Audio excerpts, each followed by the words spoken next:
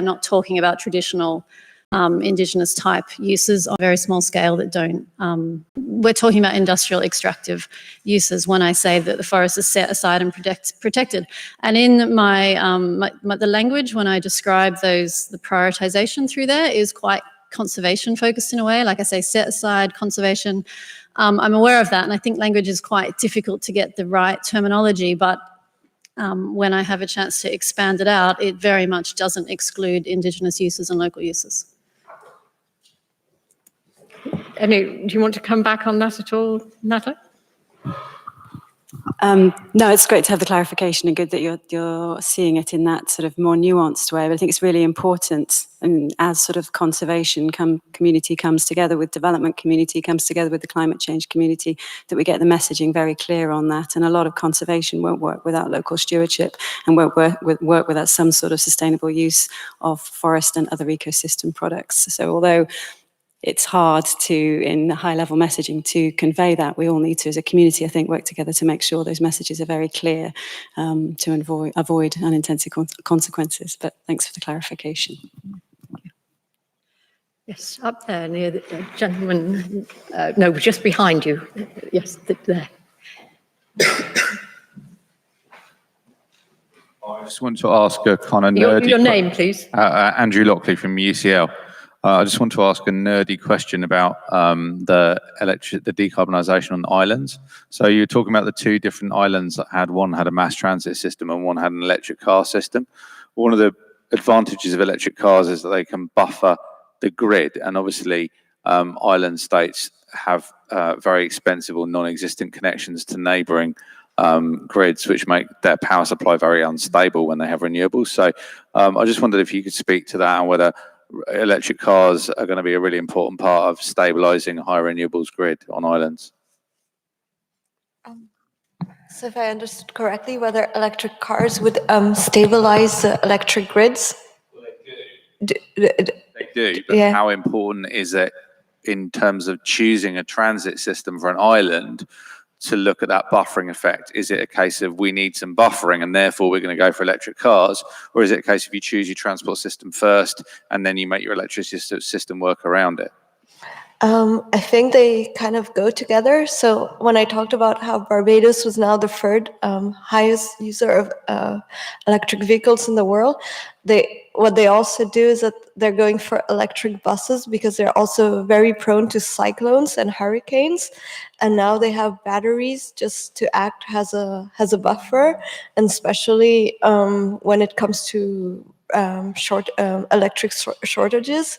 And but I think this question is interesting because I don't think anyone has thought of whether we use an electric vehicle, we think of EVs first, or it has transit first. I think we're just putting it like on the same level, yeah.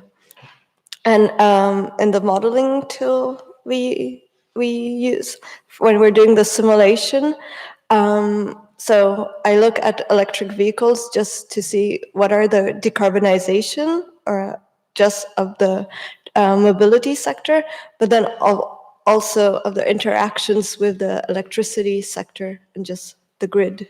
Yeah. I hope that clarified something. Yeah. And I guess it's becoming... I don't know if this has happened in Mauritius and Barbados too, but the use of islands as test beds for smart grids is becoming a really big thing, isn't it? So yeah, that's happening. Yes, Marie.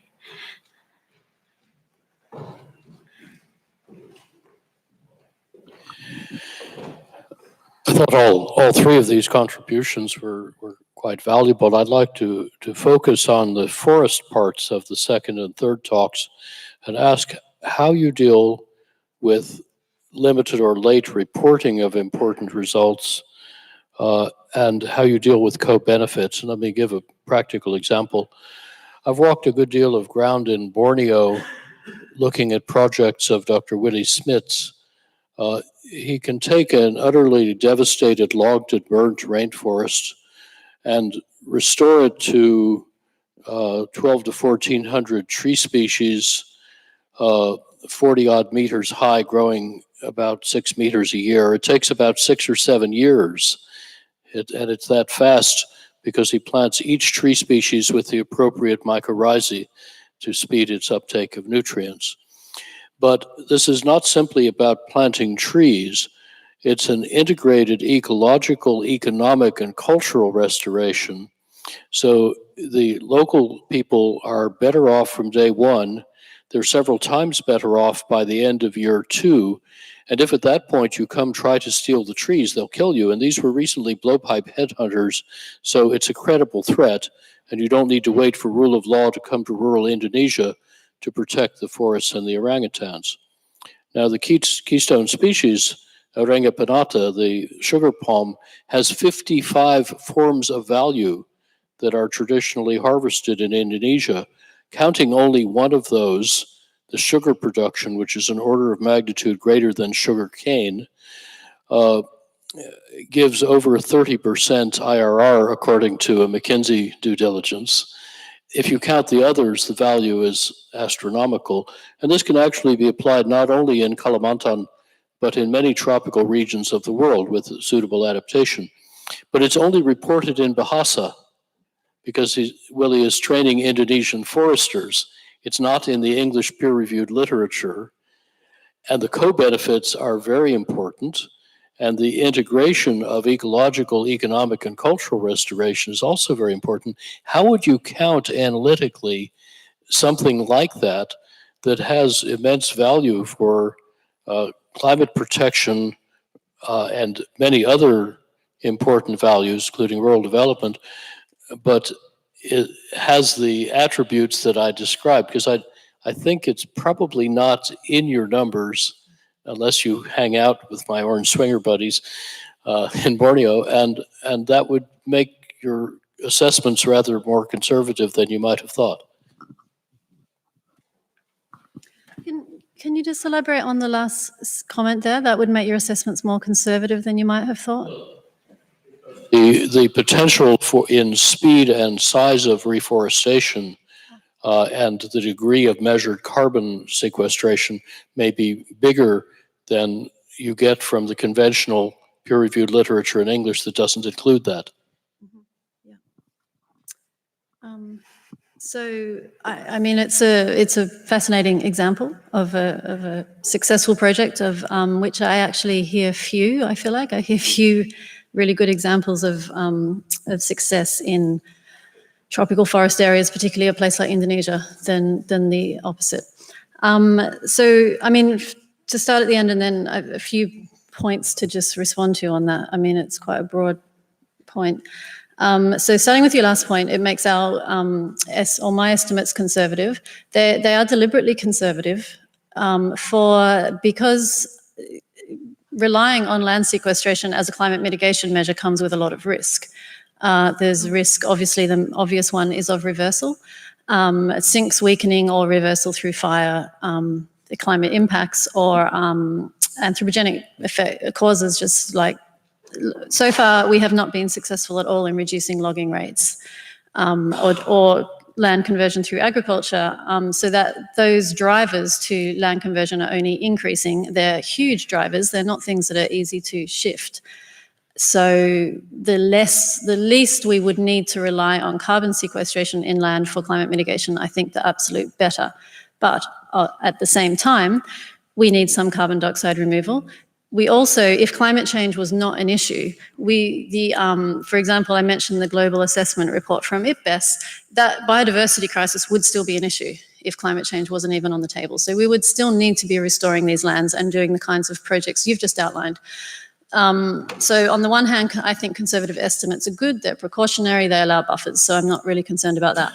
On the other hand, what I was thinking about when you were describing that project, is the need for, this is really what I tried to bring up at the end, the need for land management and in particular recognition of community and Indigenous people's rights to land to allow those kinds of projects to happen. And the case where there would be a local community replanting forest and able to kill outsiders, able to exclude outsiders through their own means, is pretty rare, because usually outsiders come in with guns and it's quite violent. And there's, as well as the climate crisis, the biodiversity crisis, the way I view it is we have the third crisis we have at the front lines of natural resource extraction is environmental defenders, where we're seeing killings of, documented 174, I think, this year, but getting up to 200 a year have been documented for the last 5 years or so.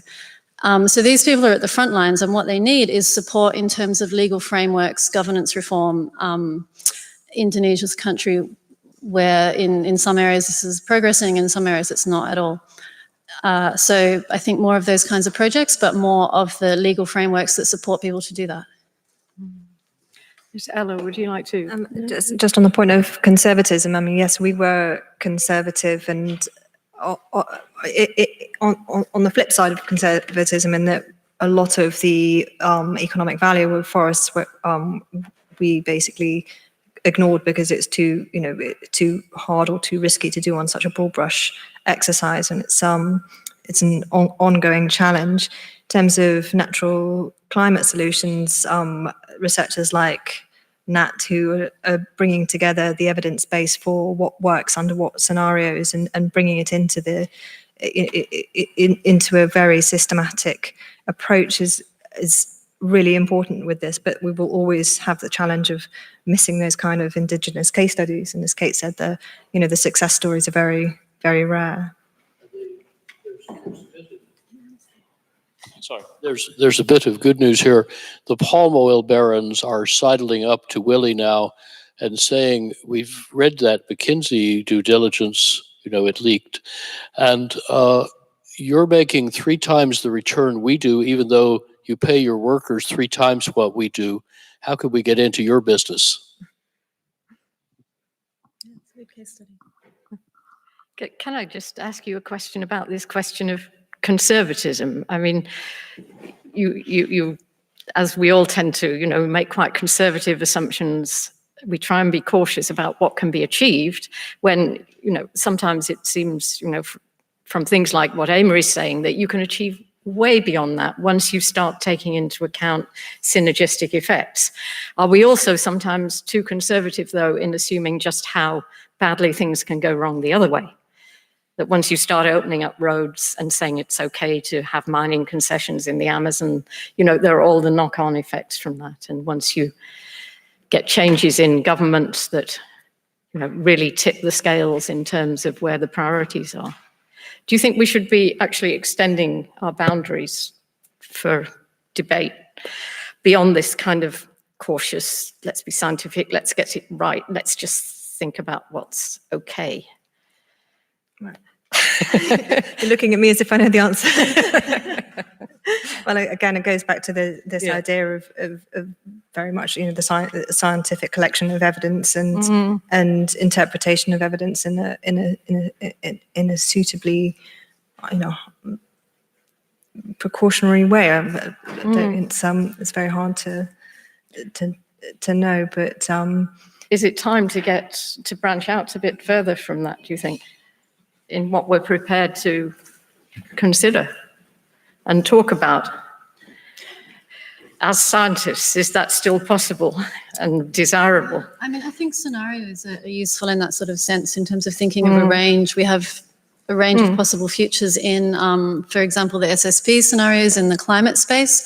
But again, with the Ipcc report, there's a very interesting section in there where they look at archetype scenarios and look at how global forecasting probably being the wrong word, global exploratory scenarios across different bodies fall into certain archetypes. And the ones we use in the climate space are very focused on markets first, cost optimization, and we don't have scenarios focused on policy first. For example, the LED study you pointed out doesn't fall under really one of the SSP frameworks in terms of the characteristics of those scenarios don't have a strong enough policy regulation aspect to have a case like the LED scenario playing out. So I guess my thinking from your question would be those scenarios could be cast more widely to think of more catastrophic outcomes than they already do. But also, again, including a bigger diversity of views, co-benefits, thinking of bottom-up sort of local stakeholder solutions are things that could better be informed in scenarios. But also, just the one other thing I was thinking of when you were saying that is progress. We're not always making progress. I've been working on land rights essentially for the last 10 to 15 years, and at some point during that, I naively thought that the direction of travel was always going to be forward. Right, human rights get more recognized, land rights get more recognized, we make progress, the world gets a better place. And we're seeing that go backwards. And in the case of Brazil, the progress on land rights being rolled backwards also equates into progress on forest protection being rolled backwards, and we're starting to lose battles that we previously won. So that's maybe something for scientists to think about. Can I also add that I think conservative is a real weasel word, because you can't, it has no quantitative background as to what one person means by it and what another, so it can be very badly misused. As I think it can be conservative on a benefit or conservative on a risk. So there and then there, please. Yeah.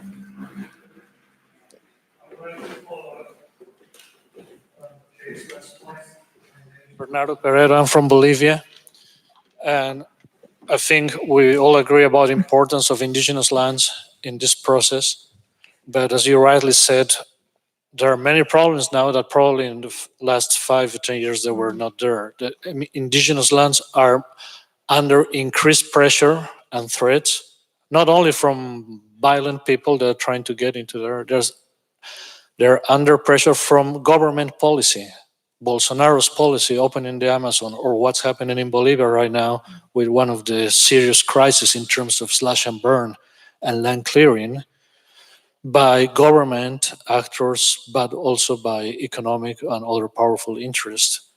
What's happening in Central America or Colombia, number of killings of indigenous activists trying to defend their lands. So this is a situation that probably was not considered even 5 years ago, and it's getting worse. So how do you think, or how can you consider this new context into the prioritization scheme and the opportunities, or I would say the real opportunities for ecosystem restoration, especially of indigenous lands that are going to be exploited, that are going to be invaded, that are going to be damaged by different actors and probably indigenous peoples, even though they may have land rights. That was the discussion 5-10 years ago. And even though they have their opportunities to manage their land, they will need to face these new threats in an unbalanced way. How do you think this could happen for in the next 10 years? Kate, I guess I Yeah. go to you first. Yeah, I think, well, I have an answer that I think has some implications for CCU perhaps as well. I mean, that's a really difficult question. I definitely don't have the answer. And it's very important observations around it's both governments and external sort of pressures on land that are threatening land rights. So I think trying to think about how we take those pressures off, I think it's well recognized now, the importance of recognizing land rights, community and collectively held land rights. We have more and more studies and evidence showing the overlap between conserved or remaining biodiversity and natural areas and collectively held lands.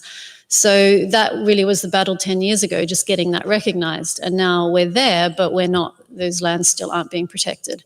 And I think that to really pull back and think, well, what's the driver here and what's the solution is land use change is the biggest driver of biodiversity loss and loss of natural ecosystems. And the biggest one, pretty much the biggest contributor to land use change is agricultural commodities. So it goes into a conversation about that and reducing demand and pressure on these areas. It's not, I talked earlier about regulation and government policy, and at one point we had Brazil very strongly recognizing and enacting land rights and titled territories, and now that's not the case. But what has really driven the rise and fall in deforestation rates in Brazil has been export commodity prices and the demand for those agricultural commodities. So I think it would be interesting to think a little bit in parallel with what Amory talked about in his opening presentation in terms of energy efficiency. Can we start to apply that to the agriculture sector, or just focusing a lot more on demand side policies and reducing demand? Because without that global reduction in demand, we don't get those improvements on the ground. And just one thing to add from this sector is that one of the clear experiences from the CCS community is that, the message is that a way to maintain a sense of stability, away from exogenous circumstances, is that governments have to be coherent about policy support. And the CCS community have not had that support, and that's one of the reasons why it has not gone out of R&D phase. So consistent and clear policy support across, governmental change is really key. There are real questions of scale here, because CCS, theoretically, you have relatively few actors. It ought to be relatively straightforward, but you do need a lot of capital investment, and so you need the policy support for it. If you've got an island, you've got typically quite a high population density, very clear lines of accountability, well, clearer than in some parts of the world, perhaps. In governance terms, it's very, very different, say, from trying to make things happen in a huge landmass like Brazil, like the Amazon, Siberia, or whatever. These questions of scale and distribution seem extremely important in terms of how you mobilize resources, how you get something done with what you have. I mean, should we be learning more from islands and how they operate? And maybe I'm having an idealized view I probably have an idealized view of how islands operate, but it seems to me that there could be a great deal we learn from operating at that sort of scale, where you've got maybe 100,000 people, 20,000 people. You've got a sense of having to manage your own resources, that everything that's imported is very visibly imported and exported. That's a bit rambling, I'm sorry about that, but I just wondered if any of you wanted to say anything about when we're talking about rights, accountability, law, governance, scale, yeah. Well, I think system boundaries are incredibly important in being able to assess something properly, and perhaps there could be some interesting case studies for islands where they're not self-sufficient, but they're very clear inputs and outputs from elsewhere, which can be constraints as well as opportunities. Very interested to see the news today about Humber being an industrial cluster. So that's another way that you have these, the scale, the scale factor coming in is that one, a clustering of processes and units together in one area is going to make it far more likely to be able to be economic. So again, it's the same, picking a system boundary of what works practically and academically can be and what can be advantageous rapidly, with no regrets, sort of thing. Yeah. I think the most successful island case is an island in the UK, the island of Isle of Aigue. Off the shore of Scotland, and it's energy self-sufficient. And I think one of the reasons, of course, why it's why it's seen as such a successful case story in the island world is just that you can really see very clear boundaries, and the fact that it's an island has allowed the people to take governance or just to take charge of the discourse and say, well, we don't want our energy to be privatized, we're going to buy it, and just a small scale allowed them to buy it. And the fact that their primary energy requirements were able to be met through off-grid solutions, so they have just a certain amount of PV and wind. So I think because you talked about how islands are now a testbed for smart grids, and I think that the narrative is also that we can upscale a lot of the lessons learned. I'm not sure how yet. No. But yeah.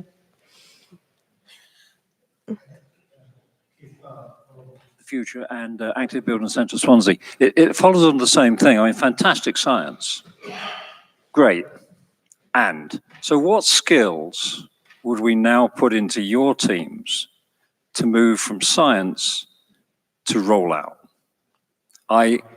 Getting other people in a vast range of diverse economic, political, social relationships around the world to pick up what your agenda is and apply it. How do we move from your teams, which fantastic, to something where all sorts of different relationships will have to be disrupted, even on the island?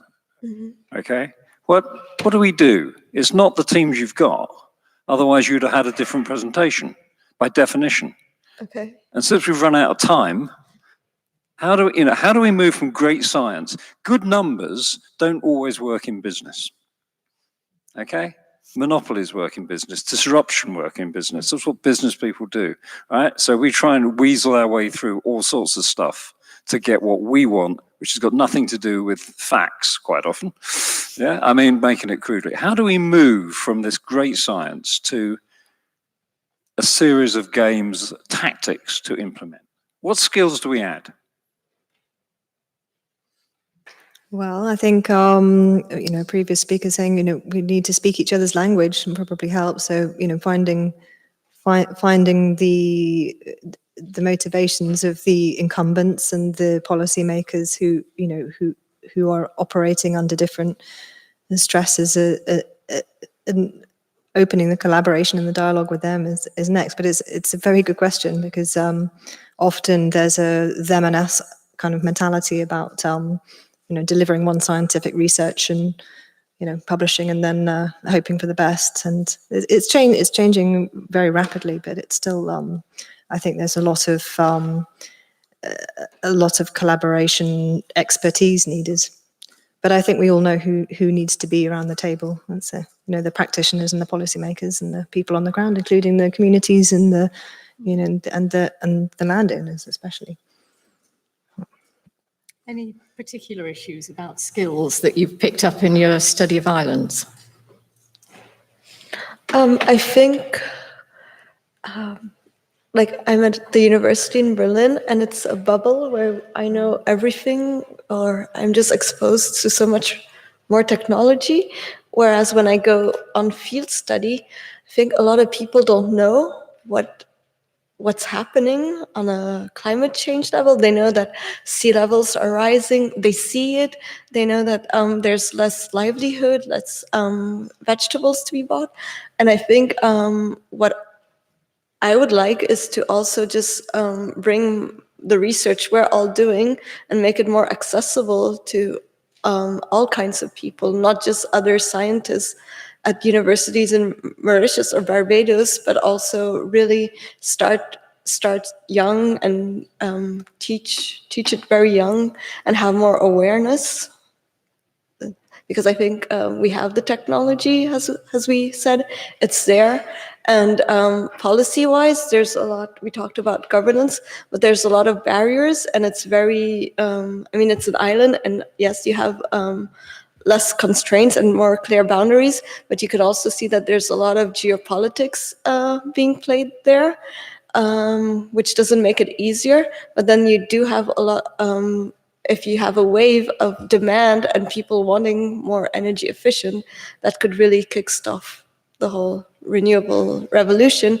And I'll take again the example of Barbados, where you still don't have any policies in place to to help people buy EVs or import solar panels, but it was just driven by the private sector and by people who want to invest in it from a climate point of view. Yeah. Just briefly, in case of land management or natural climate solutions, how it's often being called. So there's the UN Secretary General Summit coming up in New York in a few weeks. One of the streams there is nature-based solutions. And so there was a call put out for submissions on good examples of how nature-based solutions work. And there is a very large NGO network who's taken this work I've done and used that as a framework would be much too strong a word, but maybe an inspiration to, so these NGOs come from over 100 organizations over 50 countries, and they've put in something like 15 submissions to this nature-based solution stream. So this is an aim really to bring the knowledge that already exists on the ground to a global platform.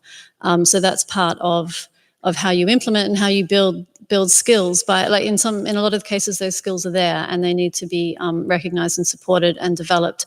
But also, I think the point made about universities, and certainly I've seen that issue raised in the context of tropical forest countries, that better capacity building, not through bringing that capacity in externally, but training programs in universities and having in-country capacity is really important and still missing step. Thank you. Andrew.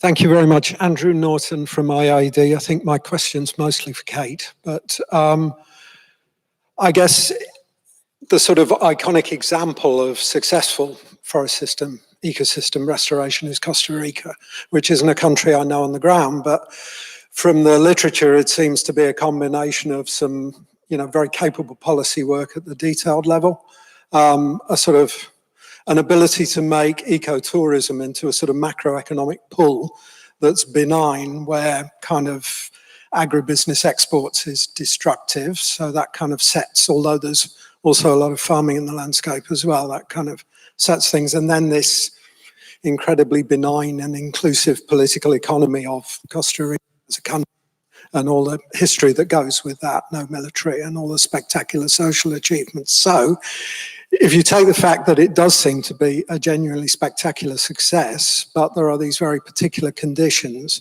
do you think there are things that can be learned from the Costa Rica example? Is it still something you can make material or relevant in countries that don't have those conditions? Yeah, I don't know. It's a difficult question. I have some knowledge of Costa Rica, but not in depth. But I believe that a PES scheme based on fuel tax, road vehicle fuel tax, played a big part in that. But I think as you framed it, it was really a case of very helpful government policy. I mean, that was part of it, and that was really targeting individual landowners and quite a dispersed level of action on the ground. I mean, I tend to think that Brazil was they didn't perhaps have long enough to show the same degree of, and also the forests weren't as degraded in Brazil. So Brazil didn't have long enough to show the same degree of restoration or bringing back forests, but in terms of really turning around loss of forest rates, that was a huge success story as well for a while.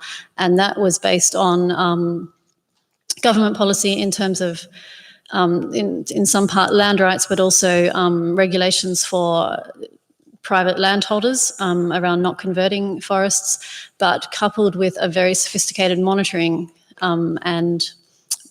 system and enforcement. So I think I think the whole package of government interventions is really what's needed. How you get that into a country where it doesn't already exist is difficult. I guess one example I could point to give you a more concrete answer that you're probably familiar with would be the EU FLEGT program. I think that's a very good example of how a third country or group of countries in terms of the EU has engaged with specific forest potential timber supply countries and really engaged in terms of governance reform, legal reviews, and following through to implementation in the country. So those kinds of approaches are possible, and it's the level of thinking that would, like thinking at that level of how to engage with governments and change policies on the ground. Simonetta. Hello, yeah. I wanted to check if you have evaluated risk or the CO2 sequestration from a risk perspective. You did mention that nature-based solutions were seen as more risky, and you have done the cost analysis, but I wonder if something similar has been done as sort of ranking them in risk or evaluating which are riskier, or how the risk is determined. Mm-hmm. I'd be really interested to know if anyone actually is aware of a risk assessment on nature-based solutions. I've been looking for one recently. So if anyone's working on that or has published something, let me know. But in terms of the work I've done, I tend to think that the risk mitigation is in the assumption of keeping temperatures to below 2 degrees. So that's where you, well, maybe it's more extensive than that, but keeping temperatures to below 2 degrees then minimizes the risk of sink reversal and climate impacts on ecosystems.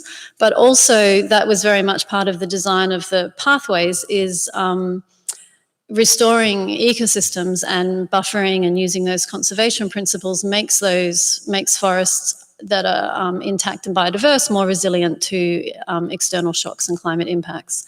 So it's already a more risk-averse or a less risky pathway in terms of carbon loss than what is, for example, currently being pledged under the Bond Challenge, which is huge areas of new forest monoculture plantations, very at risk of reversal and loss due to fire or disease outbreaks. So in our analysis, we only kind of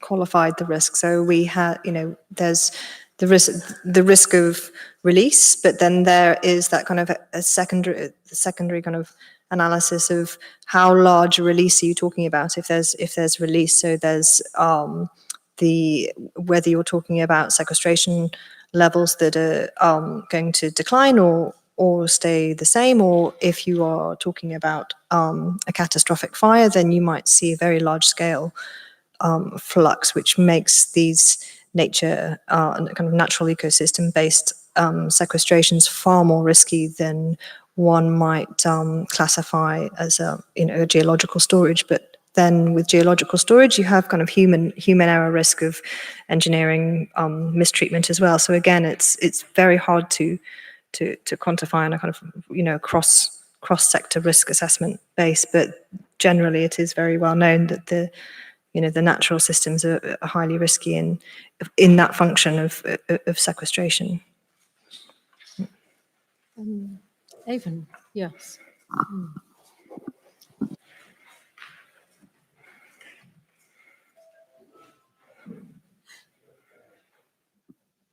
Oh, okay, Bill. Okay, hello, Bill Bordas, Usable Buildings Trust and Do It Now Foundation. I was going back a bit to Keith Clark's observation about how we build capacity. And it seems to me too often things are done too much from a top down, and things are too separated between academe and practitioners. And that got me to the island idea that, when you've got a more closed system with a smaller body of people who make decisions, that makes life a bit easier. But then obviously we have lots of islands that aren't islands, which are, rather more open systems. But nevertheless, islands are quite open systems too, with all the stuff coming in and out. And it seems to me there's a sort of area where you can start small and go viral.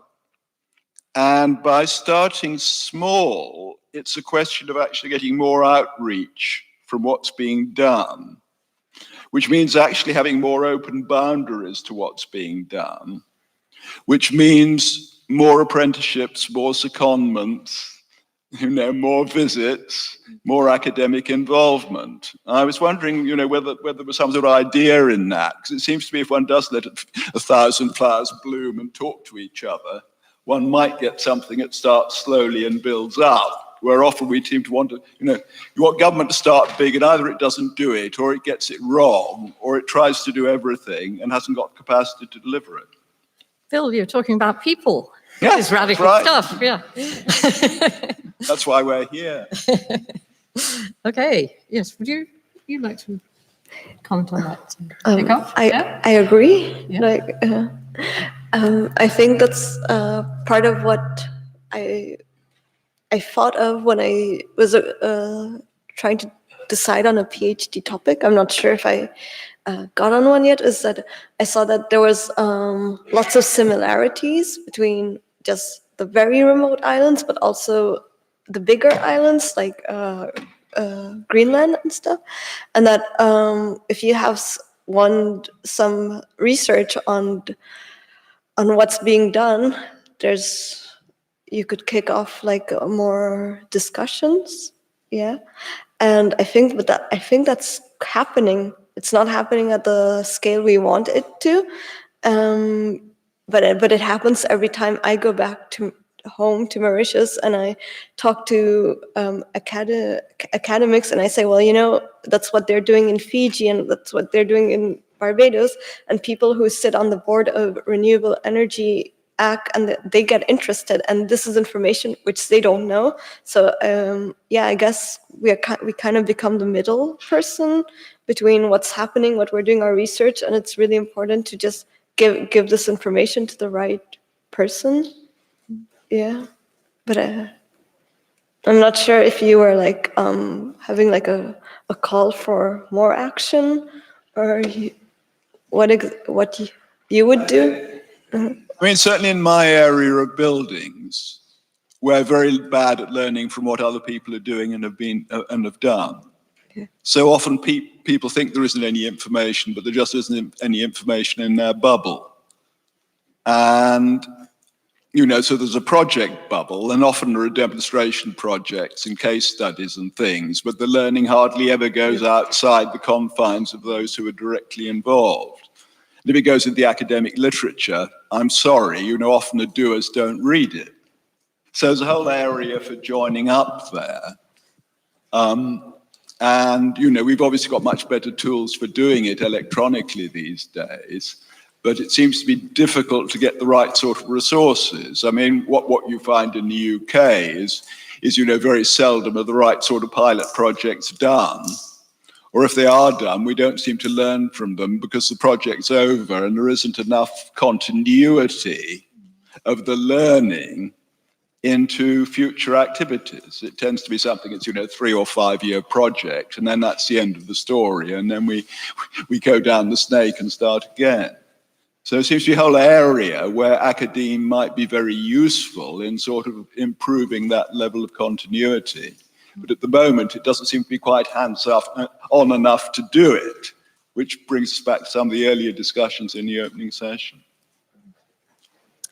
So you're extending the idea of academe maybe down a level, if that isn't the wrong way of putting it, to training, professionals, skills, this sort of thing. Yeah. Hands-on training. Often it's not enough hands-on, and that's what one really needs, because as Keith said, things that work very well in theory often don't hit the ground in reality. Yes, we've certainly seen plenty of that. I'm going to take just one more question from Avon, and then I'm going to come back to the panel, and I'm going to put to them the question that actually is the title of this session. How much can we reduce emissions using currently available approaches? And you don't leave until we have an answer from each of them about that. But Avon. Great, thanks. My name is Avon Zatri-Malloy. I'm a DPhil student here. And I think my question is mostly for Ella, but you talk about the clear point that CCU solutions don't always result in reduced emissions. And I'm just wondering if you had a sense from your scoping review or the other research that you've done, to what extent, especially large energy majors that are investing large amounts of money in R&D for these pathways, what the motivations are. And obviously you can see lots of situations where enhanced oil recovery is very profitable for energy majors. So I'm just wondering if you have a sense of that. I think it's a blended answer, that they are interested in it because it is potentially a very profitable area for them, and they are interested in it because they are on, they need to redefine their business models, and they are looking for ways in which to transition to a cleaner and less carbon heavy environment. So I think it's a combination of everything, but very different. Each major is interested in a different area of CCU, so there is no sense of them all barreling into one area of it. So it's a very interesting and extremely fast-moving industry. So it may well be that there are, those companies that are using it as a way to springboard themselves into new technologies, and it may be a way that there are companies that are using it because they can see that it's a way to maintain their incumbency or use their existing infrastructural advantages very profitably. But they are also, they're a formidable body of companies and of research activity that's going on within them, which is, worth keeping an eye on. To add anything on that? No, not really. Okay, so the question before us, how much can we reduce emissions using currently available approaches? Well, I didn't know I was chairing this until I walked in here, really. So I can't say I was very prepared for this, but listening to what you've said, at a very, very basic level, I'm afraid, I'm getting potentially really big. You make a really big difference. The error bars are enormous. So with islands, you can do an enormous lot, but there's the question, how much can you scale up from what we can learn from islands? With what you have to say, the range of outcomes is really considerable, and some of them will help with actual net carbon sequestration, some won't. And with you, we're talking about the whole land surface of the Earth, a lot of which is still under Indigenous management, even if it's not very many people, it's huge areas of land. So you would think enormous potential for change in land use, but when you factor in the human and the political elements, and what seems like sheer malevolence at times, again, huge error bars over what could be achieved. But if you were speaking to a minister for climate change who was new to the job and was saying, what would be a no regrets thing I should do straight away using an available approach, available technologies, what would you advise them to concentrate on? Okay, I will go first, but everyone has to answer.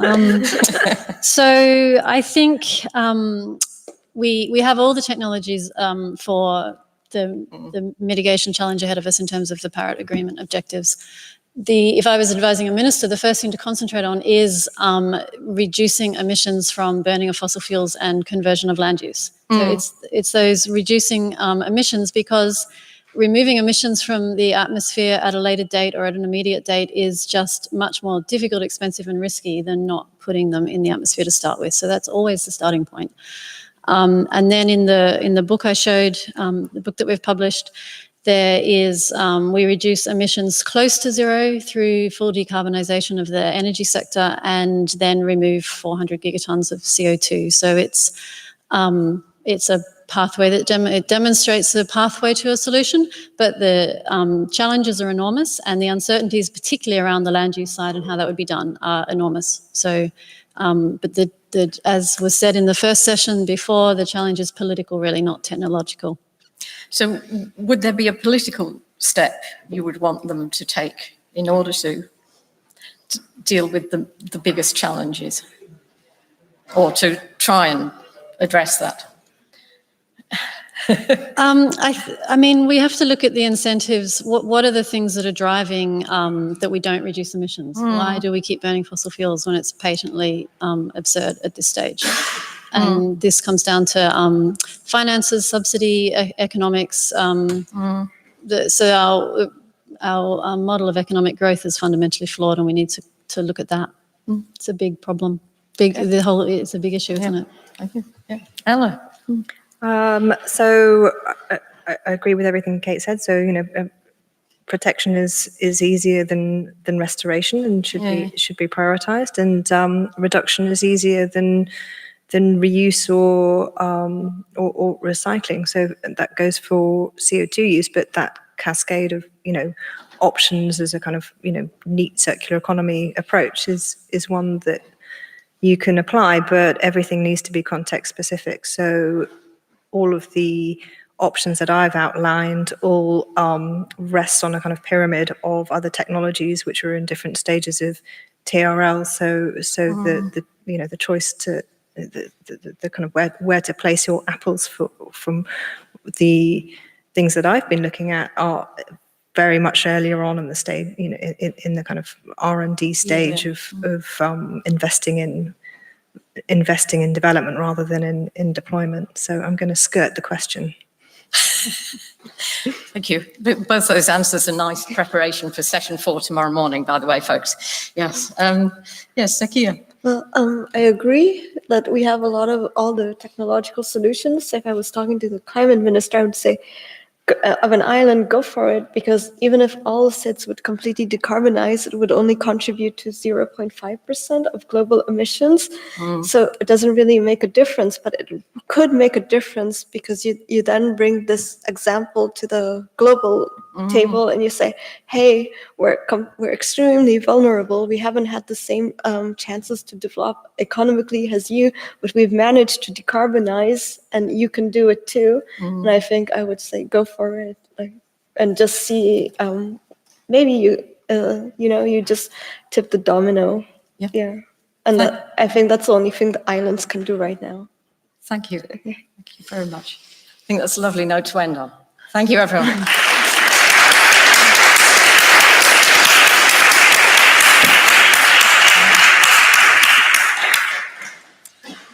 Any instructions, Tim? There's coffee now. It's in the antechapel of Wadham College. Volunteers should show you the way. And we're going to reconvene here at 4:30. Thank you very much.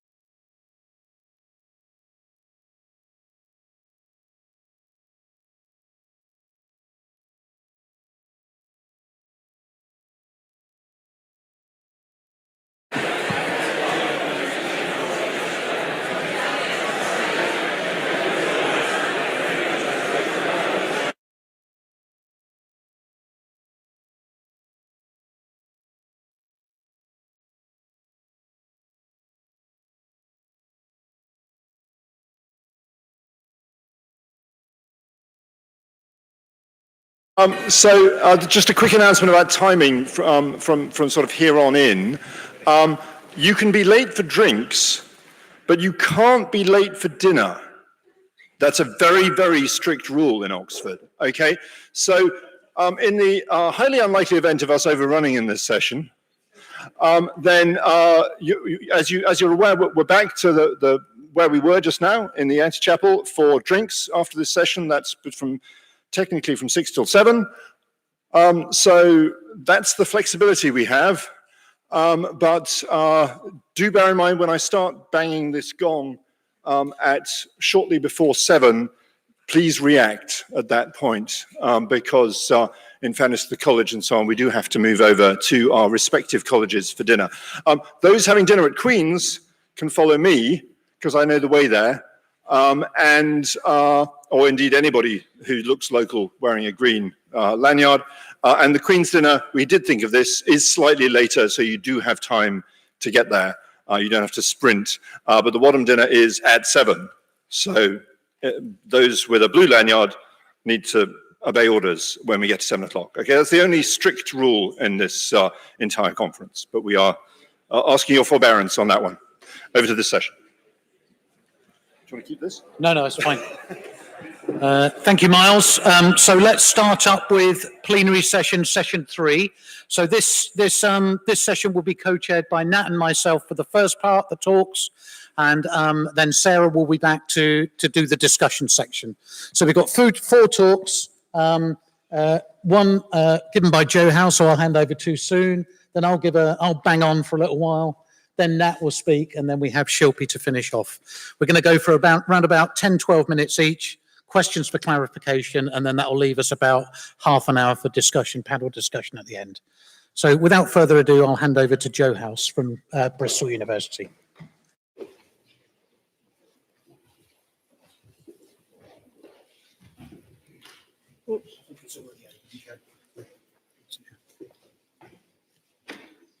So go down there.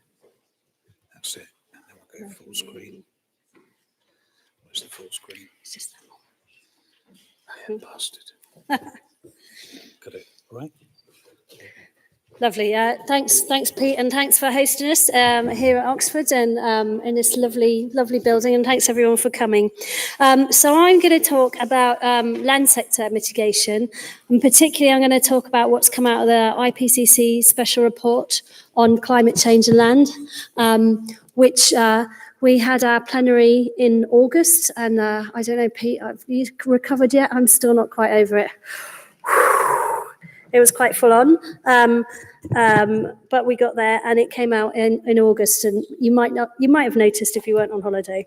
But in case you didn't, I'm just going to run you through some of the key messages from it and what I'm going to talk about today. So these were it was quite complicated actually with the land report to come out with key messages because land's quite a complicated thing. But we really emphasise the growing pressure that land is under, and some of that pressure is resulting in greenhouse gas emissions, such that land use in general produces about a quarter of emissions and food production more, a third. I'm going to go through that with you. And then I'm going to get onto the part of land that's the solution and some numbers from mitigation that we have in our chapter, both mitigation potential as calculated in the scientific community and what countries are intending to do about that and what they've pledged.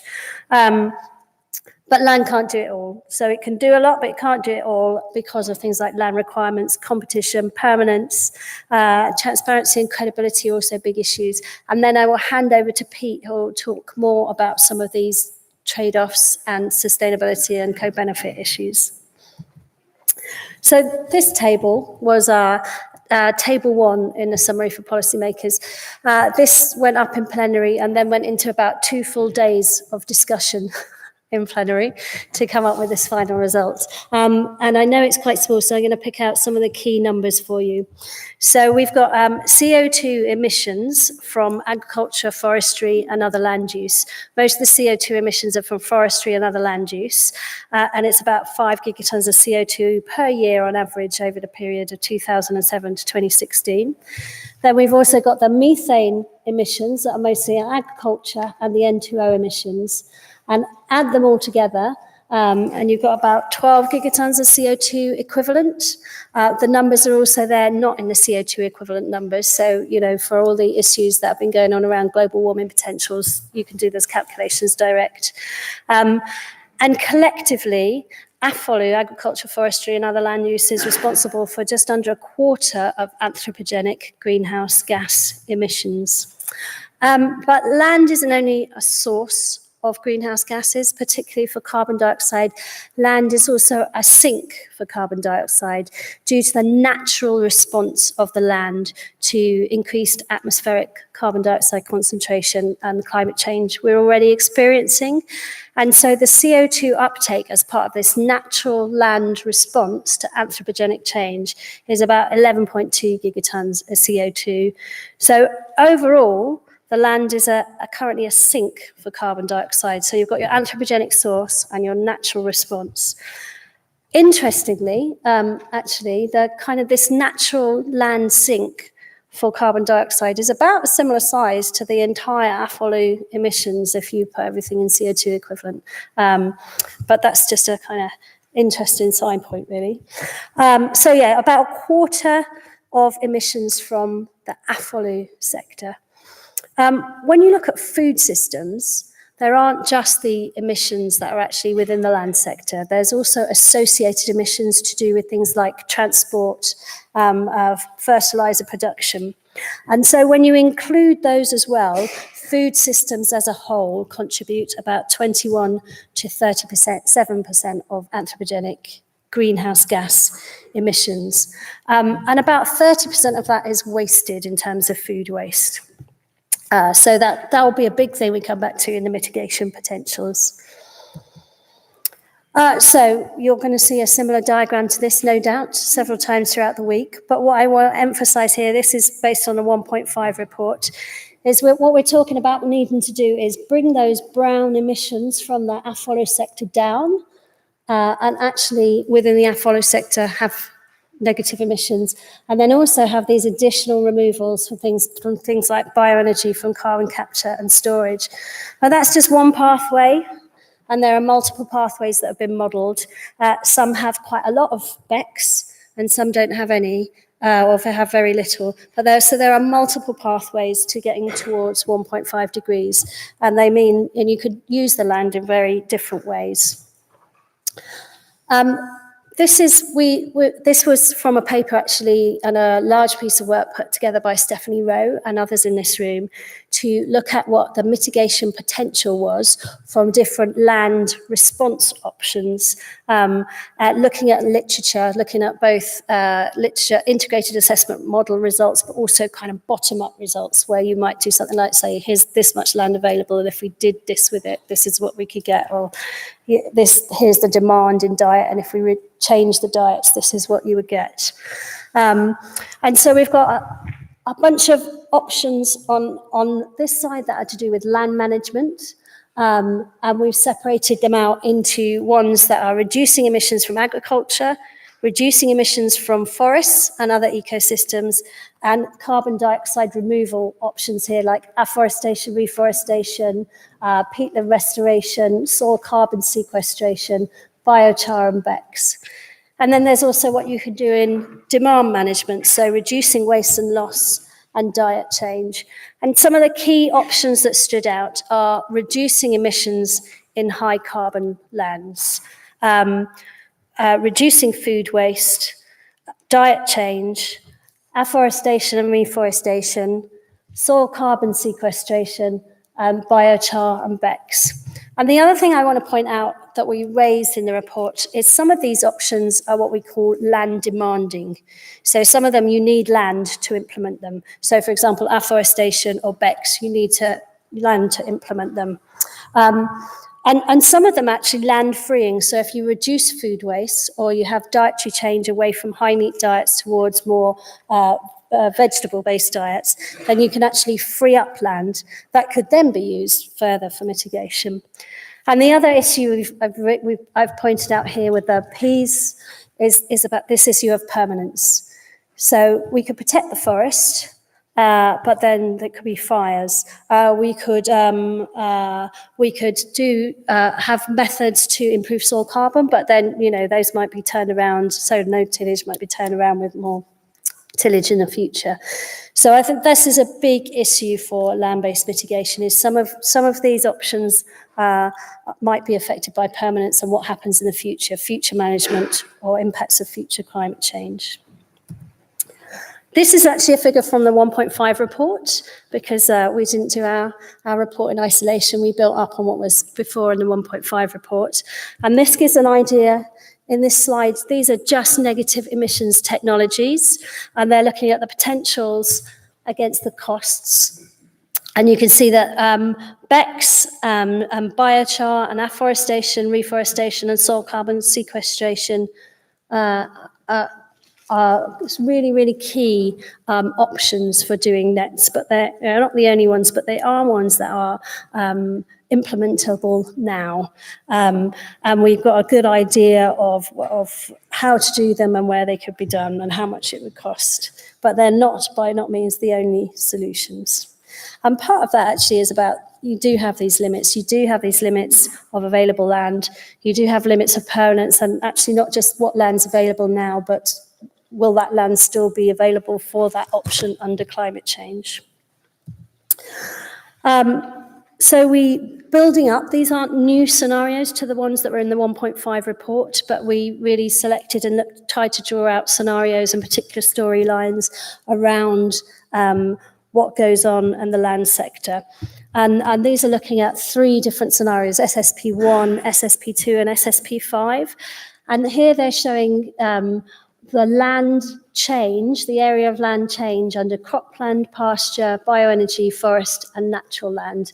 And you see in this quite sustainable scenario, you've actually got a reduction in cropland and pasture land.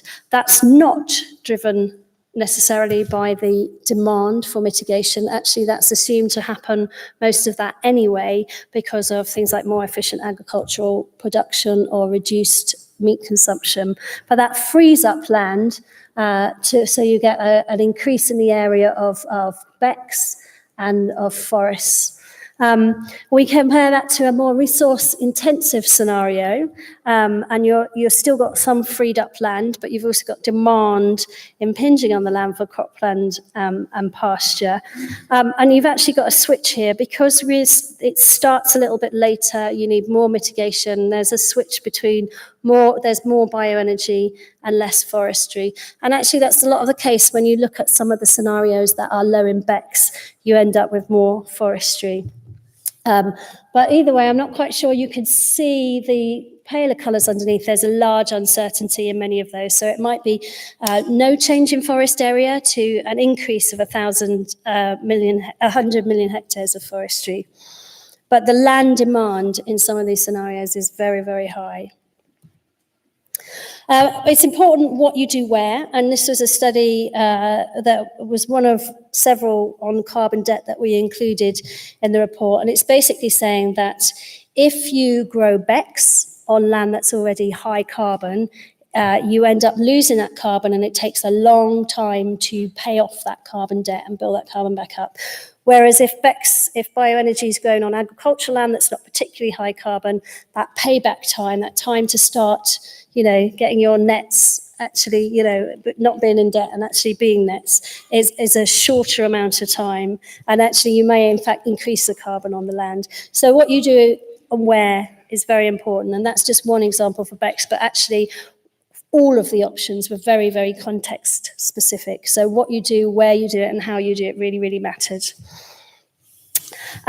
So this is now going to just switch to what countries are already planning as part of their nationally determined contributions. So we said land could do a lot. And actually, when you look at what the countries have in their nationally determined contributions, about a quarter of their pledge mitigation is assumed to come from the land sector. So that's already quite high, a high reliance on land, at least in the short term, in the first set of targets to be doing something. And this is showing historically, according to the inventories, the greenhouse gas inventories, that emissions from the land sector are coming down. That's a little bit different to what we find in the science, in the models, in the global models. I'll come back to that in a minute. And then how you measure that reduction. So you've got to sort of, here's where you've got to in 2005. You might compare that to in the future. The green and the black below are what are assumed to happen in the future in NDCs, but depending on whether it's conditional or unconditional on other activities. And you might compare that to, say, where you were in 1990, where you are in 2005, to a business as usual scenario that doesn't include any policy, or a business as usual scenario that includes policy. And that all makes a difference, and that becomes a problem. There's different kind of approaches to how you say you're going to do the adding up. When we do the global stock take and we say, where are we at with progress?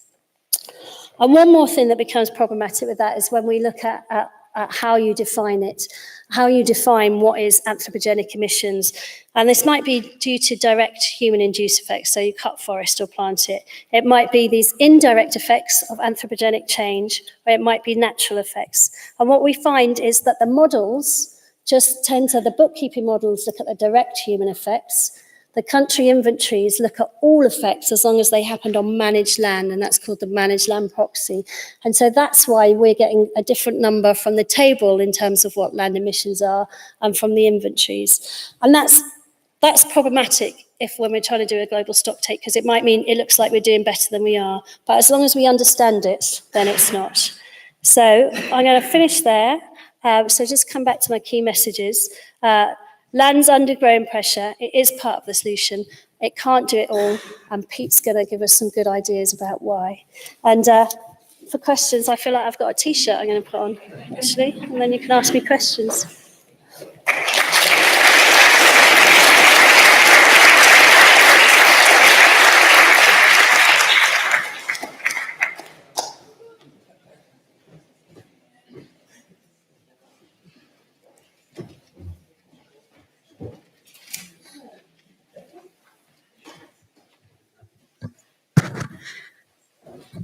Hello, so next up is Pete Smith. Pete is Chair in Plant and Soil Science at the University of Aberdeen. His main areas of expertise include greenhouse gas modelling, global food systems and CDR technology. And he's going to give us a talk titled Impacts of Land-Based Greenhouse Gas Removal Options on Ecosystem Services and the Sustainable Development Goals. Thank you, Nat. So I'm going to talk a little bit following on from Joe's talk about the land-based greenhouse gas removal options that are available and their impacts on ecosystem services and on the UN Sustainable Development Goals as a way of trying to find some metrics that will help us to see which of these options will co-deliver towards something that we want as a society. So you've seen this sort of thing before, so I won't reiterate that. It's basically what I want to get out first of all is that this sort of turquoise bar at the top is the traditional mitigation. Anybody talking about land-based mitigation sometimes run the risk of people saying, well, you know, what you're doing is you're just saying that we can get away with it just by changing the land. But what I want to get across here is that we absolutely have to do aggressive and immediate mitigation across all sections of the economy, and then we do some land mitigation on top. So it's not either or, it's definitely an and situation.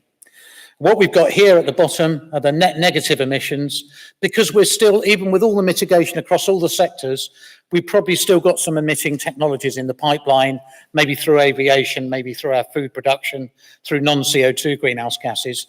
So we need some negative greenhouse gas emissions. Well, this really came to the fore in terms of what we can do on the land with Bronson Griscom's paper in 2017. For those of you who are in this room for the last session, you also saw Kate talk about a similar sort of study looking at some of the potential here. But this sort of gave birth to the idea of natural climate solutions. So things that we can do on the land that maybe co-deliver to other things that we want to do in terms of societal goals, in terms of improving biodiversity, conservation, all those sorts of things that can also deliver quite significant mitigation. So you don't need to look at the numbers, but you can see there that individual options have got some potential at the high end of maybe up to 10 gigatons CO2. But more realistically, if we apply some of these together, maybe we've got somewhere between, as Joe mentioned, somewhere between a few gigatons. Some of that uses the same land, but some of it can be used, some of it frees the land and some of them can be used together. So what I'm going to do is just talk about some of those land-based greenhouse gas removal options and give you a quick spin through what happens in terms of ecosystem services and what happens in terms of the Sustainable Development Goals. Now, to do this, I'm going to be talking about nature's contributions to people, which is the bit shown either on the right-hand side, which is the new sort of way of looking at ecosystem services. I've grown up on ecosystem services, but the new fashion in Milan is nature's contributions to people. So I'm going to be talking about those. But the important thing to remember is that these are nature's contributions to people. They map one-to-one, more or less, onto the ecosystem services. So though I'll be talking in a fashionable language about NCPs, you can just read that across into the ecosystem services that we all know and love. And in the second part, I'll talk about the United Nations Sustainable Development Goals. You've all seen this lovely picture. There are 17, which just gives you space in the bottom for a badge. So it all works out just right. When I first started thinking about this, not being a very logical thinker, I started to think about, right, we look at the land-based greenhouse gas mitigation option, and then we look at the United Sustainable Development Goals, 1, 2, 3, 4, and then we sort of look at the literature and we try and find out what the relationships are. But luckily, I collaborate with clearer thinkers than myself, who suggested that instead of just going straight to the SDG, let's first look at what the land-based greenhouse gas removal option does. What functions does it provide, other than just the greenhouse gas removal? What ecosystem services affected by those functions, and then how those ecosystem functions impact upon the Sustainable Development Goals. So I worked with Saskia Costa. She came up with this idea. When we were doing a paper back in 2015, we started it, and it was published in 2016. And she came up with this lovely sort of pizza diagram, where you look at so this is just looking at soil, so the impact of soil science. So soil science is in the middle. We've got 7 soil functions that are derived from soils. Those functions underpin ecosystem services, which is the blue ring in the pizza. And then in the outer ring of the pizza, you've got the UN Sustainable Development Goals. So this gives us a way of going from an individual option through the functions, through the ecosystem services, to the impacts on the Sustainable Development Goals. So what we did from that paper is we had a look at the land-based greenhouse gas removal options using this sort of framework to come up with some similar pizzas for each one. Now, unfortunately, these look great when they're in a journal, but they're rubbish for presentations, which I didn't realize until I started to put it together. But the good thing about it is I don't want you to read them all. What we've got there is we've got afforestation, reforestation is the first example. Those are the functions provided by afforestation, reforestation. Then we've got the 18 ecosystem services that are impacted, and those are related to the functions by the green dots. And then around the outside of the Sustainable Development Goals that are supported by that middle ring of the ecosystem services. But because it's totally illegible, and even I can't read it very well from here, I've summarized it in terms just on the right-hand side. So for afforestation, reforestation, you've got mostly positive impacts on most nature's contributions to people and most Sustainable Development Goals. There are variable impacts on food and feed, and SDG 2, zero hunger, because if we plant up large areas of land, it can compete for land that we would use for growing food. And reduced deforestation could have some negative impacts on economic growth in some areas. So some areas where deforestation is being used as a tool to drive economic growth, you could see some potential negative economic impacts of doing that, although I would argue, obviously, that the benefits outweigh those greatly. Just going through them quickly, this is looking at wetland restoration, which includes peatlands. And again, we've got many positive impacts on the NCPs and the SDGs. You've got potential local negative impacts on food, particularly if you're thinking about Southeast Asia, where the tropical peats are being used for food production. So if those were to be re-wetted and restored, then there could be some local implications there. So that needs to be thought through. And you've also got potential negative impacts where those are being exploited for economic reasons. In terms of soil carbon sequestration, it's entirely positive. So you've got the downsides of saturation and reversibility, but there's virtually nothing in terms of ecosystem services or in terms of delivering the SDGs, that increasing soil carbon content in the soils doesn't help. It helps with just about everything. So if you're looking for a no-brainer option, a win-win-win option, soil carbon is perhaps your first stop. And it's just a coincidence, of course, that I'm a soil scientist. In terms of biochar production and the application to soil, again, they're largely positive impacts. When you apply biochar to soils, there can be positive impacts on yields, particularly in tropical countries. But because you need land to grow the feedstock for the biochar, then you can have some negative impacts through growing that feedstock for the biochar. You can also have some negative impacts on the SDG for life on land, particularly if that production of the feedstock for the biochar impinges on natural ecosystems.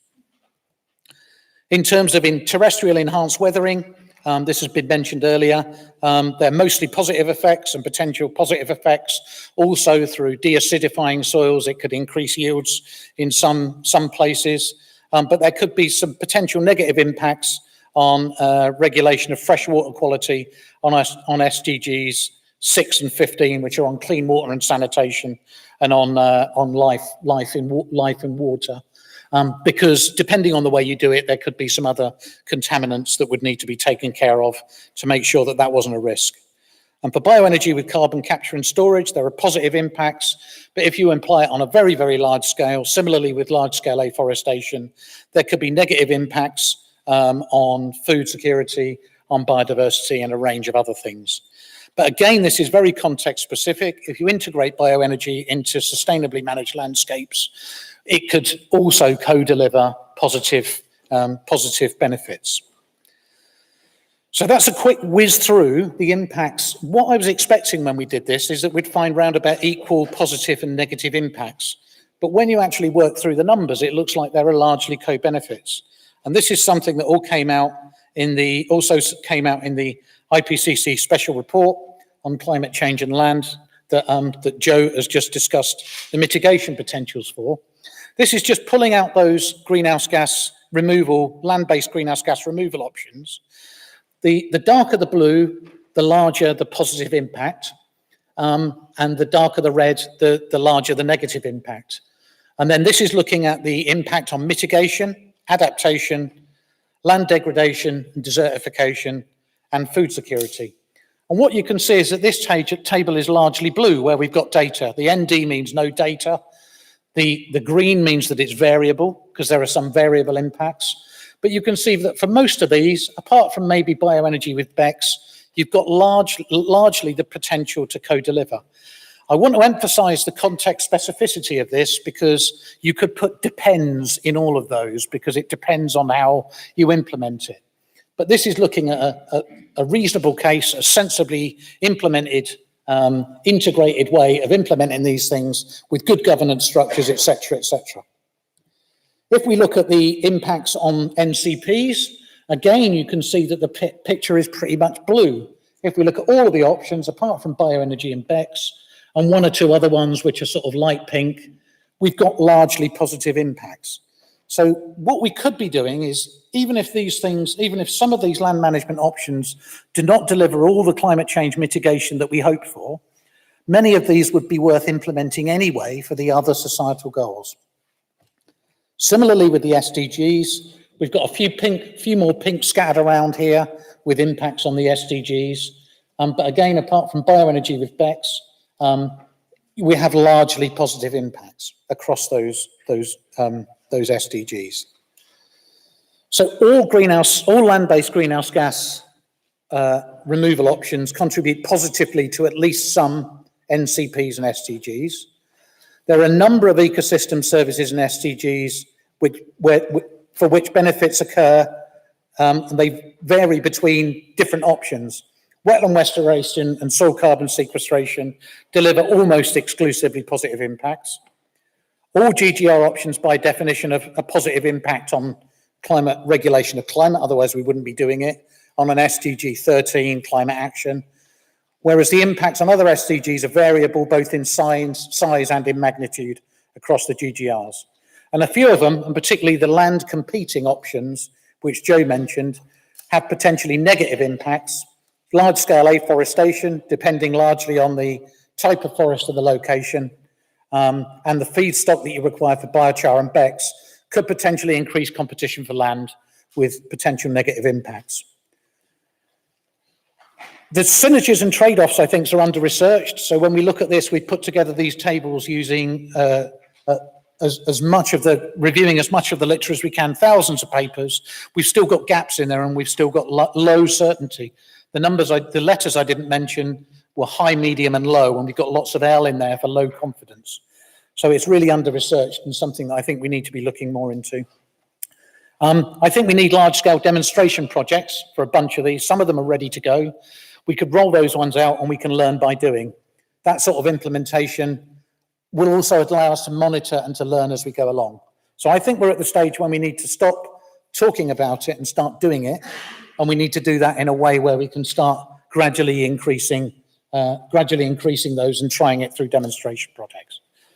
And there's a portfolio of GGR options. We're likely to require a number of them, and there are a whole bunch of no regrets options, the ones that I mentioned, which co-deliver to a range of those different challenges, ecosystem services and the SDGs, which we could start doing now. And the ones that are a little bit further away in terms of their technology readiness level, we can do R&D and work those ones up. So it's an upbeat sort of presentation. I think that there's a whole bunch that we could do that would co-deliver across a range of the other societal challenges that we have. If we didn't get all the mitigation, it wouldn't be a disaster because we're making the world a better place by accident. I'll leave it there.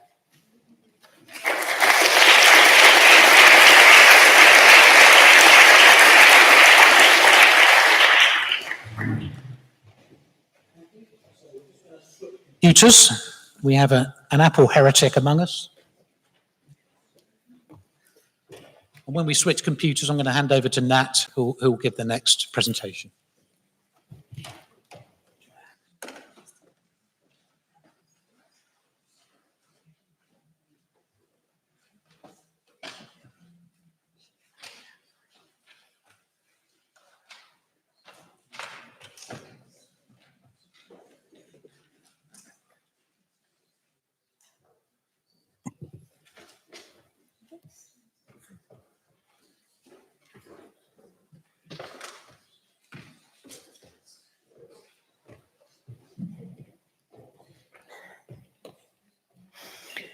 Hello, good afternoon. It's a pleasure and a privilege to be here and to be taking part in this really exciting, very timely meeting today. So, against the background of our twin failures to either stabilize the planet's climate or stem the tide of biodiversity loss, so we've seen the rise of nature-based solutions in international policy discourse. Put very simply, nature-based solutions involve working with and enhancing nature for societal good. They include a wide range of interventions from managing and protecting natural or semi-natural ecosystems to the incorporation of blue and green infrastructures into our urban centres, and to the introduction of ecosystem-based management approaches into our agricultural systems. Now, nature-based solutions are grounded in the robust knowledge, scientific knowledge, that well-maintained, healthy, biodiverse ecosystems produce a very wide range of ecosystem services on which human well-being depends, as Pete just talked about. Now, this is a sort of a relatively new framing of the relationship between nature and climate change. Typically, we hear about nature being very vulnerable to the impacts of climate change and other environmental stresses. But in this framing, we're thinking about nature as a major ally in fighting the causes and consequences of climate change.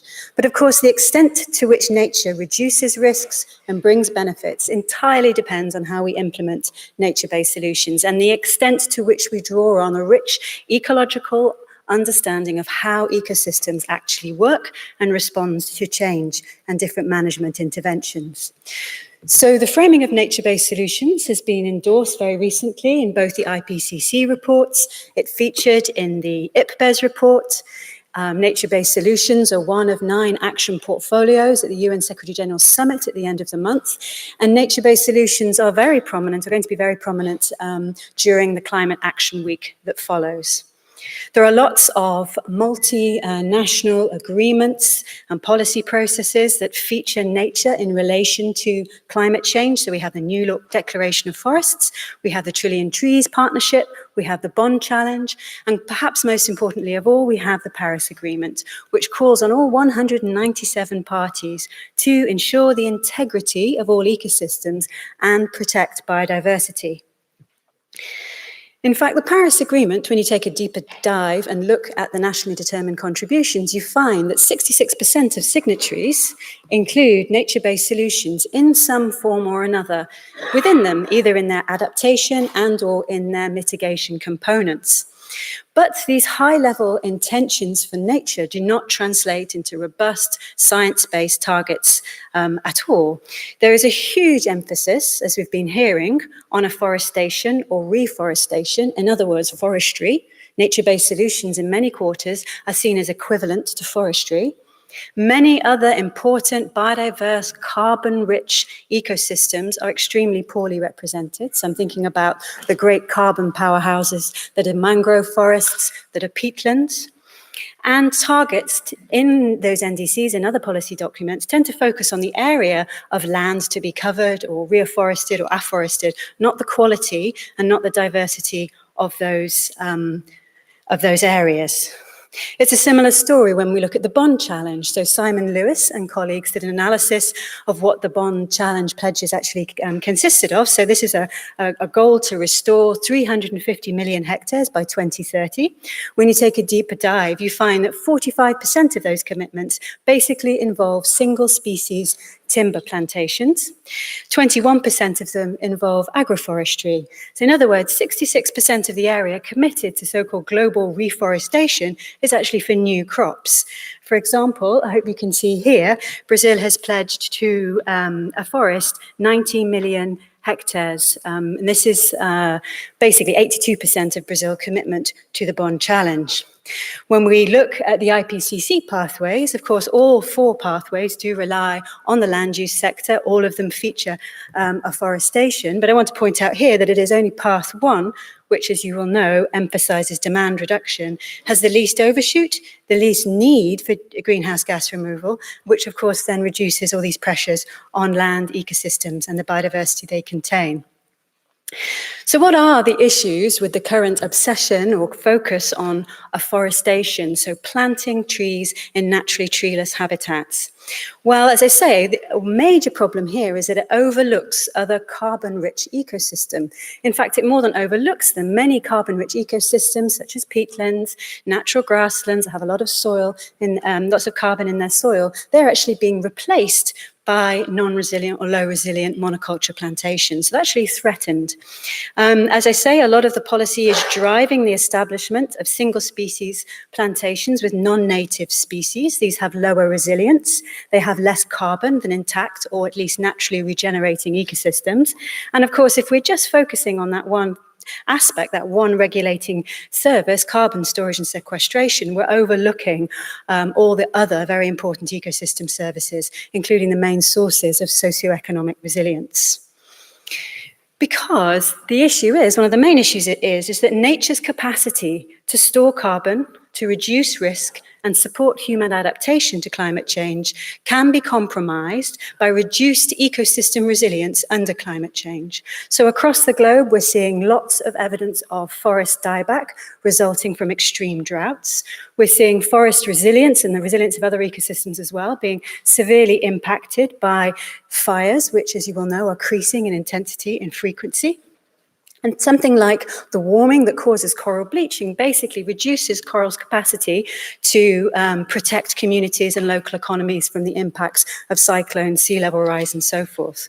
So certain species, certain plant species and animal species and communities in general are more prone than others to the impacts of climate change. And there is a very rich area of ecological and biodiversity research on which climate policy must draw or else fail. What do we mean by resilience in this context? Well, resilience can be defined as the capacity of a system, be it socio-economic or ecological, to resist and recover from perturbation. And we see that natural systems might have high resistance to major perturbation, but slow recovery. They might have very low resistance, but very fast recovery, or they might have low resistance and low recovery from those perturbations. And it's this latter category that we need to be very mindful of when we inform climate policy within the context of nature-based solutions. What does the biodiversity and ecosystem science tell us? What enables nature to resist and recover? Well, on the basis of 40 years of scientific research since the signing of the Rio Conventions in 1992, we know that two key aspects of ecosystems are critically important. One of them is their connectivity to each other. Connectivity among ecosystems, among different habitats, allows for the migration of plants and animals and range shifts to track moving ecological niches, which is an adaptive response to the impact of climate change. We have to allow natural systems to adapt, to evolve to the change they're experiencing. And the other key characteristic is diversity. So species richness, taxonomic richness safeguards evolutionary potential and provides options, of course, many different options for future generations. But diversity, whether it's species diversity, functional diversity, phylogenetic diversity, there's lots of different technical ways of measuring diversity in ecosystems, as well as functional redundancy and abundance, increases the capacity of an ecosystem to resist and recover. And there is good evidence that biodiverse connected ecosystems can accommodate climate extremes and pathogens and migration. For example, some nice work in Panama. A 15-year-old tropical planted forest was studied. Now, in contrast to very high richness plots, one species plot, the growth of that plot, so the production of biomass and the capture of carbon, was very strongly regulated by climate events, particularly drought, and suffered much higher mortality during over a 4-year period.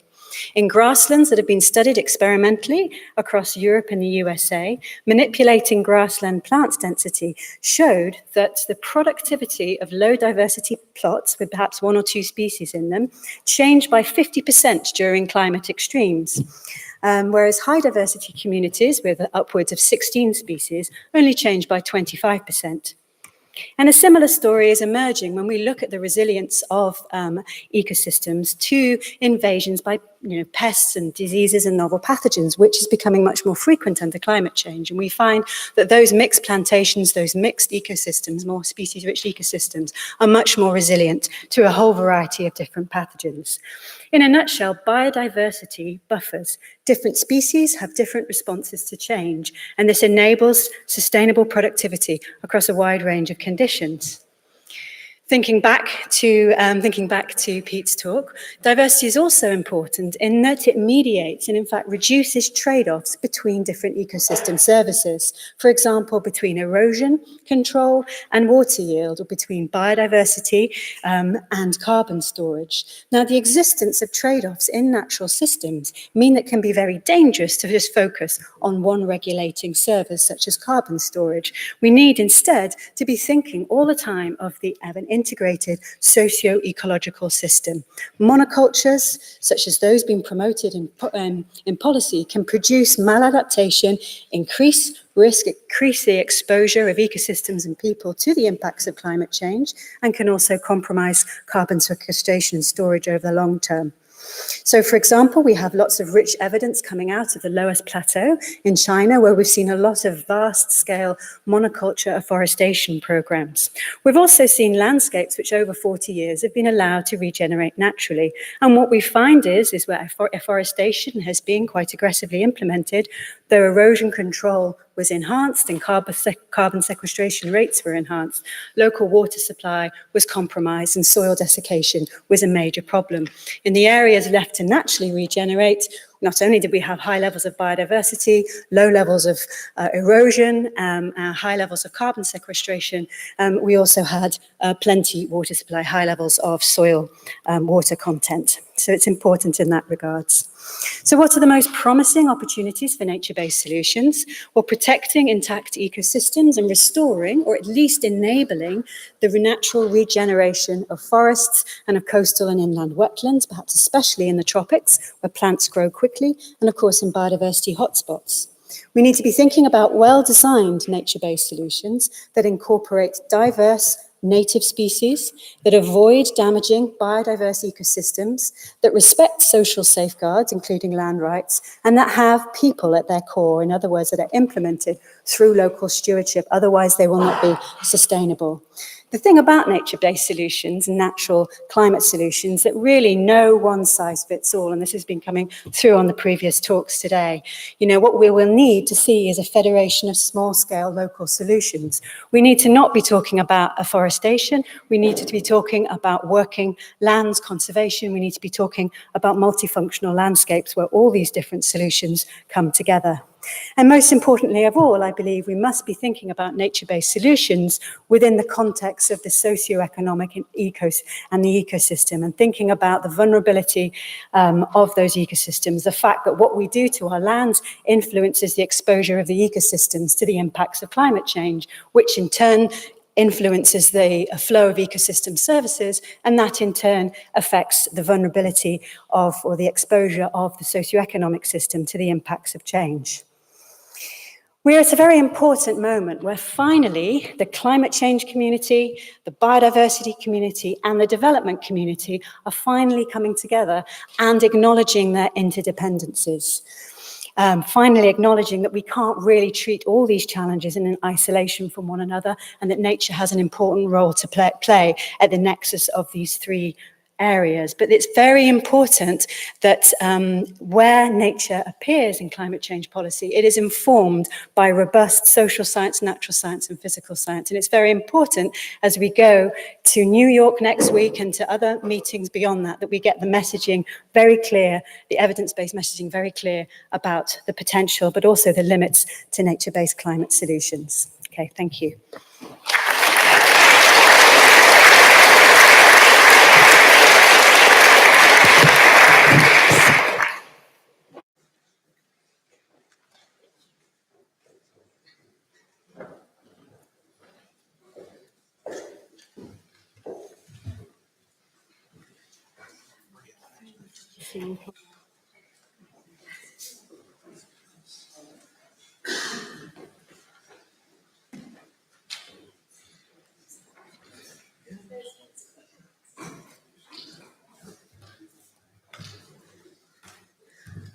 Okay, great. While they're setting up, I'll introduce our final speaker of this session, Shilpi Shrivastava, who is a research fellow with the Resource Politics Cluster at the Institute of Development Studies. Her areas of expertise span climate change, state and water politics, and intersectoral policy processes. And she's going to be talking today about the politics of just and sustainable transformation. How do we make that go to full screen? I don't make full screen. No, it's not on the screen. Yeah. Techies, how do we make it come off of this one and go onto the other one? I've always wanted to get the road crew down.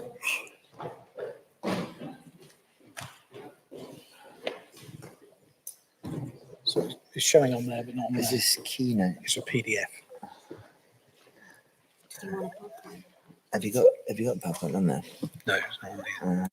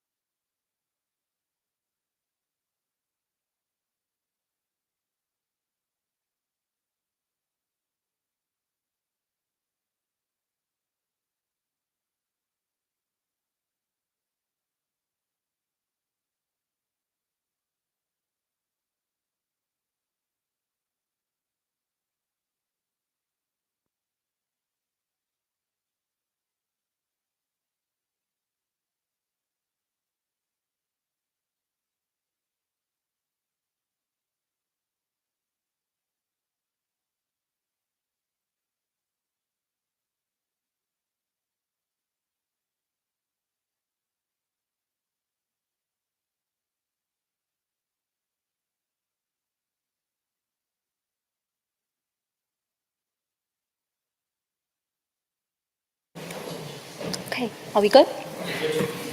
Great. Thank you. It's really a pleasure to be presenting here at this panel, and thanks, Pete, for inviting me. I'm a bit out of my comfort zone here because I think it's a room full of scientists or natural scientists, and I'm a political sociologist / anthropologist, and I'm going to be talking about climate change today.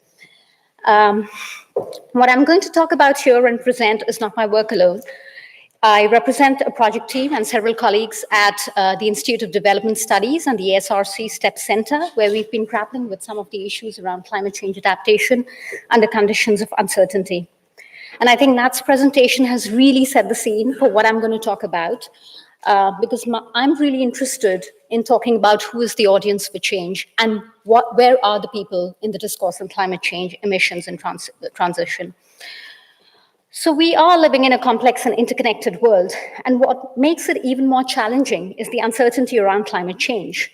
In many ways, the concept of the Anthropocene implies real risks of destabilizing the Earth system, undermining all attempts for equitable and sustainable human development. SDGs may be one way of looking at these interconnections and intersections across a variety of systems at the global level. However, as many of my colleagues have already stated, trade-offs need to be made. But how are these trade-offs made when it comes to policy level? How are these trade-offs made when it comes to governance level, and especially in situated local contexts? What happens when policy making and governance has to be done under conditions of uncertainty?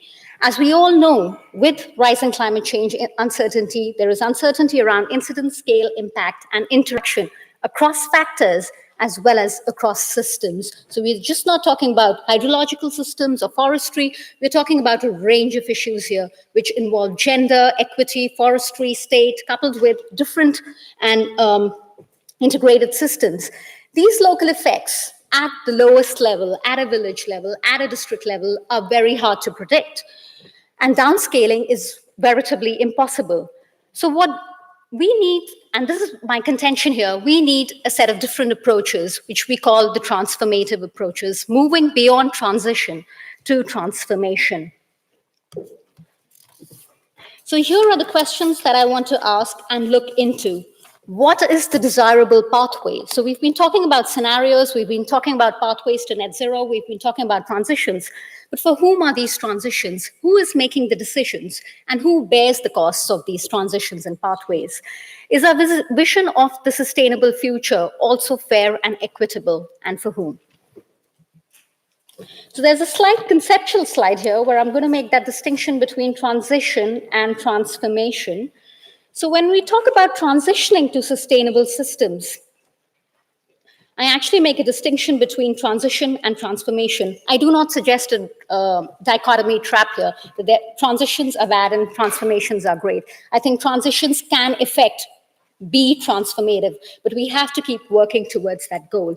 So transitions are mainly mediated through technological innovations, so decarbonized pathways, low carbon economies, and transformations, however, are addressing wider challenges around equity, power, social and institutional distribution, and justice.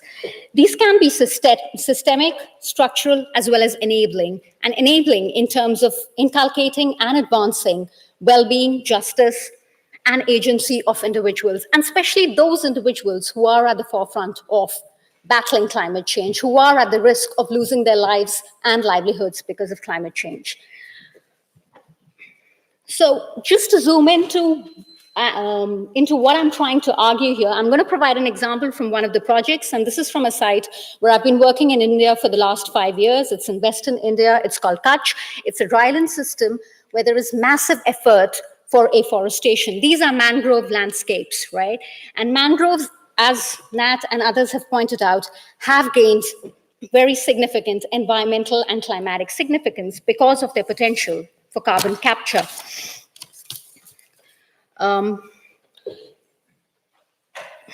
The conservation programs are often projected as being climate sensitive, but in effect, and sometimes they can lead to massive dispossession of the vulnerable communities. So in this particular area, we are talking about vulnerable communities as in pastoralists, because these are dryland systems and there is this rich mangrove habitat on which they rely.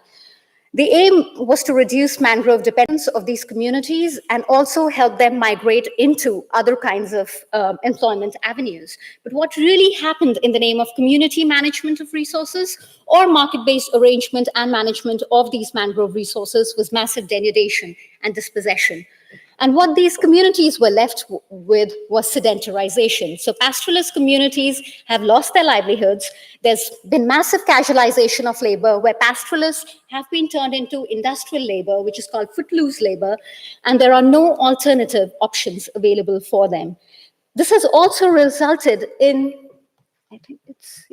this has also resulted in threatening an indigenous species of camel, and this is the only species in the world which can swim. It's called the Karai breed of camels. It's only available in this, you can only find it in this area in India and Pakistan, and this is an endangered species now and nearing extinction.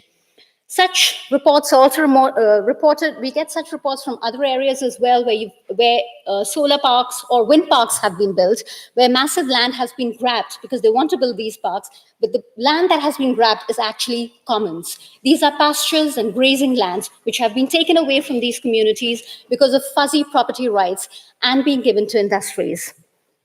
So here is a photo of the Karai camel, and I've spent quite a lot of time in the last 5 years working on these camels and with these pastoralist communities.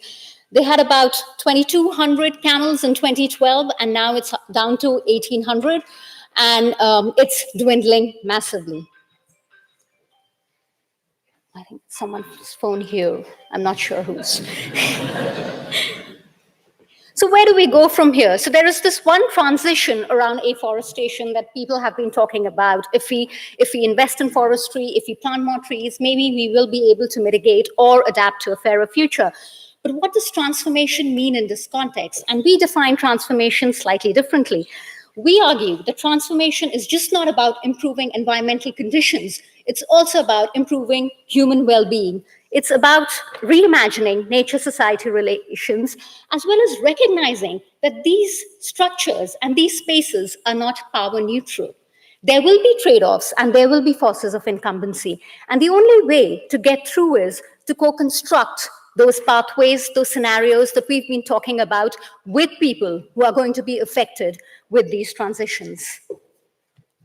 So this is what we are working on now. This project is called Tapestry, Transformation as Praxis, where we've been looking at different patches in different contexts. So the objective of Tapestry is to examine how transformation actually emerges from below in these marginal environments, which are denuded, which are sensitive, which are dynamic environments. And we've been looking at 3 patches here. One is in the Sundarbans, which is a climate hotspot, the coastal areas of Mumbai, and the coastal areas of Kutch, where we've been working with 3 different kinds of communities and what transition and transformation means for them. Because these are communities that are dependent on these natural resources that we, through different scenarios, are trying to securitize or probably remove them from this whole picture of mitigation. Okay. So these are, so what specifically and I'm just going to talk about Kutch because the context is really around Kutch. So what we've tried to do in Kutch right now, and this is still ongoing because this is an action-oriented project. So we are studying these communities and working with these communities as the project evolves. So we've been working with local communities here and local organizations who are in turn working with pastoralists and trying to find out ways and pathways through which we can actually retain those mangrove habitats and also ensure that these people migrate into better pathways of well-being or better jobs that are more secure. So what have we done here? The first thing that we've done here is working with local communities and local organizations, and especially the local organizations have been very helpful, and these are NGOs. They've actually managed to get this indigenous breed registered, which means that there are efforts now to conserve this breed as well as conserve their mangrove habitats, because I think I forgot to mention that This particular breed relies on mangrove for fodder. 70% of its diet comes from mangroves. And what has happened in areas of Kutch right now is that these mangrove lands have either been securitized in the name of conservation/forestry or have been given to industries. And there's massive land grab. So there are these trade-offs that are happening around a certain political economy. And what we don't hear enough in these global models or global images and discourses is how does the political economy pan out into local contexts. The second thing that we are trying to study right now is how do we integrate these pastoralists with the milk economy so that it ensures that their milk production becomes more sustainable, as well as they are able to, on the one hand, they can be connected to the economic system, and on the other hand, they will also have some interest in preserving that indigenous breed.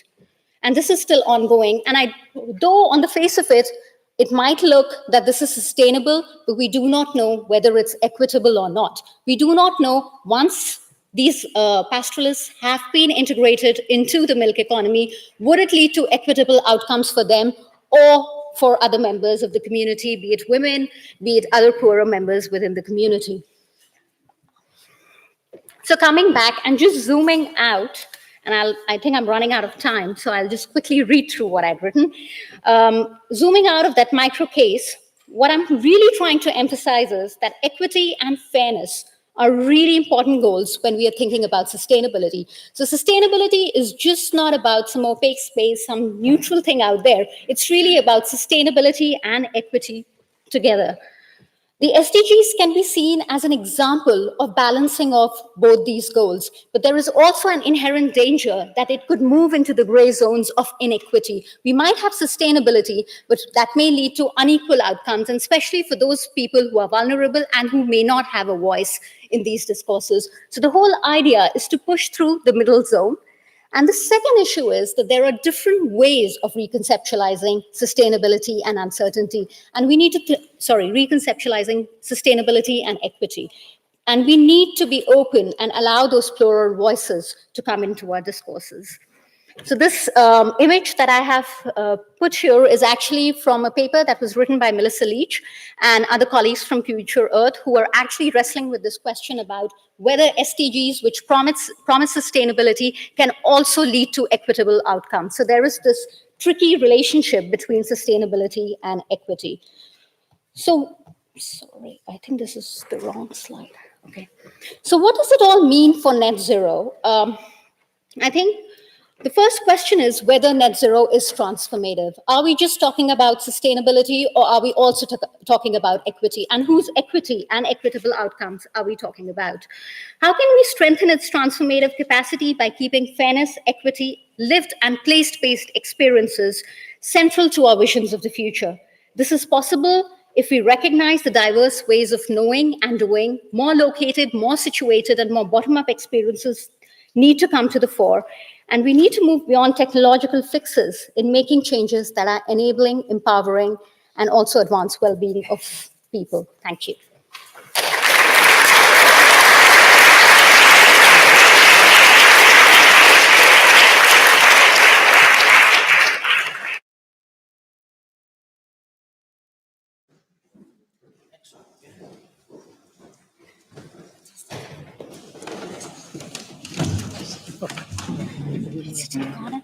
Shall I put the questions up?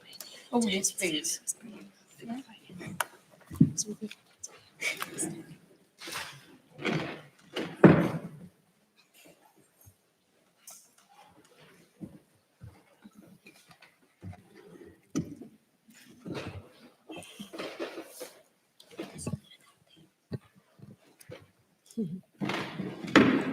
you know the name of it? Yeah, that one. That one.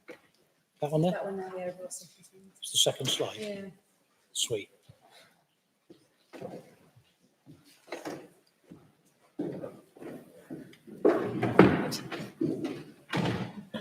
Thanks, Pete. So after all that input, we have a little time left for a panel discussion. So thanks to all the speakers for those contributions. I'm Sarah Darby. I lead the energy program at the ECI, and they asked me in to chair the discussion. We do have 3 questions there that just to spark things off, but don't at all feel limited by them. And if you'd like to embellish them or just ask them straight, please go for it. And I'm looking particularly for, and I'd particularly encourage people who may not have asked a question so far. Okay, we'll start round the left there, please.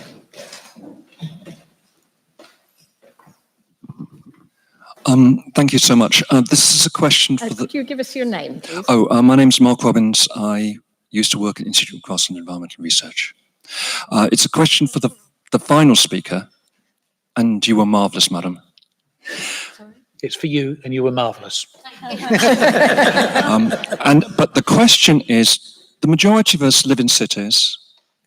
Most of our decisions are made by companies and corporations. How is it possible, using your approach, to integrate with these people, with these alternative approaches, or will there always be conflict? Thank you. Are we taking a few at a time, or should we let Shilpa? Let's have that. Thank you. I think that's a very pertinent question, given the context in which we're moving. And when I talked about co-constructing pathways with different stakeholders, I am talking about stakeholders that just doesn't involve communities, but also corporate sector, and there are tensions involved there. So in areas where we're working, say for instance in Mumbai, the case that I did not present, where there are real estate issues, where real estate where mangrove lands are being given for real estate development, there are these very delicate tensions between these two lobbies. There are colleagues of mine who are actually looking at court cases and how courts can be leveraged as a way to protect habitats and livelihoods. So that's the transformative idea there. And you made the distinction between the human and the non-human, yes. I noticed. And then, Natalie, you talked about nature and non-nature. Yes, and I was wondering, what point do humans stop being natural or start being natural? Or this where we draw the boundaries of different agents and what capacity they're acting in. Yeah, it's interesting. It's an important, perhaps, set of questions there. I didn't come from a particular ontological position to say human and non-human, but it's more to do with when we are talking about Anthropocene, we are basically talking about human interventions, yes, right? Indeed. And I wanted to bring this to light that when we are talking about transformation, we have to keep this dynamic of human and non-human, and even non-human has agency of its own, and that is what we're trying to sort of push for in our training. Yes, yeah. I hope I didn't pitch nature against people. I mean, the whole point and the whole world we're moving into now is acknowledging the interdependencies, and we need to be talking about the socio-ecological system, which I know many natural scientists and physical scientists, I can feel them feeling uncomfortable by that, made uncomfortable by that phrase, but we really, really do need to be thinking holistically and acknowledge those interdependencies. And most of the troubles we face in the world are rooted in the fact that we have in our minds, in our philosophies, going back a few thousand years, pitched nature against people, and we're coming to a point now where it's nature for people, people for nature, and that needs to be very, very strong in our narratives, whether we're talking about revolutions in the economic system or whether we're talking about how we look at the management of ecosystems and the fundamental role that people have in them, and moving conservation beyond nature against people. We can't achieve conservation or development without having people at the core, and we can't tackle poverty without having nature at the core. Do either of you two want to comment on that? Go for the next one. Yes, up there.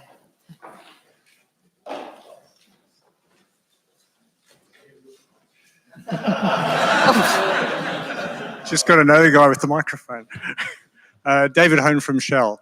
So I'd like to tackle your middle question and perhaps to flip it around, because Shell is already embarking on a nature-based solution program, and it's doing that by offering customers the opportunity to pay a bit of extra for gasoline as a contribution to nature-based solutions. And I guess from a marketing perspective, it's called offsetting. It's called carbon neutral driving.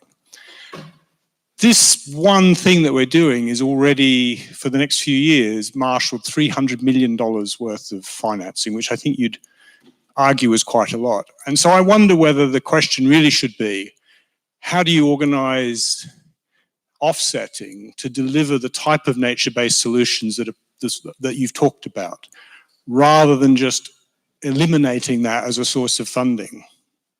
Because that's where the money will come from. But I agree that you want the type of outcome that you've discussed. Do you want to take that one? Okay. In brief, I suspect we all might have something to say about that. Absolutely, it's very, very important that we steer momentum for nature across all sectors, whether it's in government or in the corporate sector. And I'm very aware of the Nature-Based Solutions Programme set up by Shell. And clearly, we need to make sure that finance is steered in an equitable, sustainable, and I would argue very strongly biodiversity-based direction. I think it's really important to do that. But in tandem, we need to be scaling up finance for nature-based solutions that aren't seen as an offset mechanism, that over the longer term. I agree that in the short to medium term, that might be very effective, and as you say, already is generating those funds. But we need to go beyond an offsetting framing to just talk about ecosystem stewardship as being just an extremely good thing to do for multiple reasons, and find the financial mechanisms to support those. So, yeah, I guess I would say I have similar views on it. Going back to my initial point that what we need to do is we need aggressive and immediate mitigation action across all sectors. I wouldn't want this to be seen as a guilt-free way of continuing with business as usual. So if you're dealing with educated customers who understand that we need to move to a very low carbon economy and very, very rapidly, then I think it's a good thing. But if we're selling it as a bundle, you buy a litre of gasoline and you also get some offset, that could be viewed as a way of continuing with business as usual. And I do believe that we need a transformation across all sectors away from that. And I think Shell will probably agree that in 2050 you'll be wanting to move away from that. But given that we're still going to have some fossil fuels in the mix over the next couple of decades, maybe 2 or 3 decades, then it seems like a good way to go. So we should try and use that money, as that resource, as effectively as possible. Yeah, and I just wanted to touch on the point as well. Within the Paris Agreement, there's lots written about sustainability and about equity and justice. I know it's been an issue for the RED programs, RED Plus programs, reduced emissions from deforestation and degradation. Is there's actually finance. It's getting the money out and getting the money out in the right places in the right way. And part of that depends on actually information and monitoring. But actually then there's lots of issues about when you start monitoring, then what that actually does and what that means in terms of, how it affects the communities involved and how it affects their access and who owns the land and things like that. So I think we have quite a long way to go. I also, we've got a long way to go in understanding the carbon and the kind of numbers like that. But actually, this is an area that's really right for research, is understanding how mitigation really affects people. And a lot of those potentials I was showing, they're kind of technical potentials. And we really need to move away from that to understanding actually what are realistic potentials, what's socio potentials, and how doing that is really impacting on people on the ground, on their access to the land they have at the moment and their relationship with it. There's only going to be time for about 3 questions, I'm afraid. So the man up there who was suddenly cheated of his moment, and Brenda, and up there also nearby, yes. Thank you. Gunnar Luderer from the Potsdam Institute. I have a question to Pete Smith. You showed this nice table of different carbon dioxide removal options, nature-based ones, and struck me that you were quite pessimistic about bio-CCS in terms of sustainability impacts, and a lot more optimistic, for example, for afforestation. I wonder this table, is it per unit impacts that you're looking at, or is it impacts at an absolute scale? And if so, how different are these absolute scales of the more sustainable ones, and could they deliver the potentially hundreds of gigatons of carbon dioxide removal that we need to get to 1.5 degrees? Yeah, that's a great question, and it was a detail that I skated over. So we assessed them at the scale, either the maximum scale or at the scale to deliver over 3 gigatons of CO2. So the reason that the impact for afforestation is large at that scale is because you maybe need, 500,000 hectares up to 500 million hectares up to 1,000 million hectares at that sort of to get that level of greenhouse gas removal from afforestation. So it was done as comparably as possible, assuming that you max them out. In real life, of course, you would hope to have a portfolio of measures so you didn't rely on a single measure to get you there. And because you can find ways of doing all these things in a sustainable way, there are 99 ways of doing things wrong and one way of doing it right. If you can find that one way of doing it right and make sure that that is applied in a context-specific way that's cognizant of the socio-ecological conditions and the people that live in those places, then I think that's the way to do. So although these were assessed at sort of as individual practices in the literature, I think a portfolio of measures is probably the way to go, so that you find the right peg for the right hole. Over here.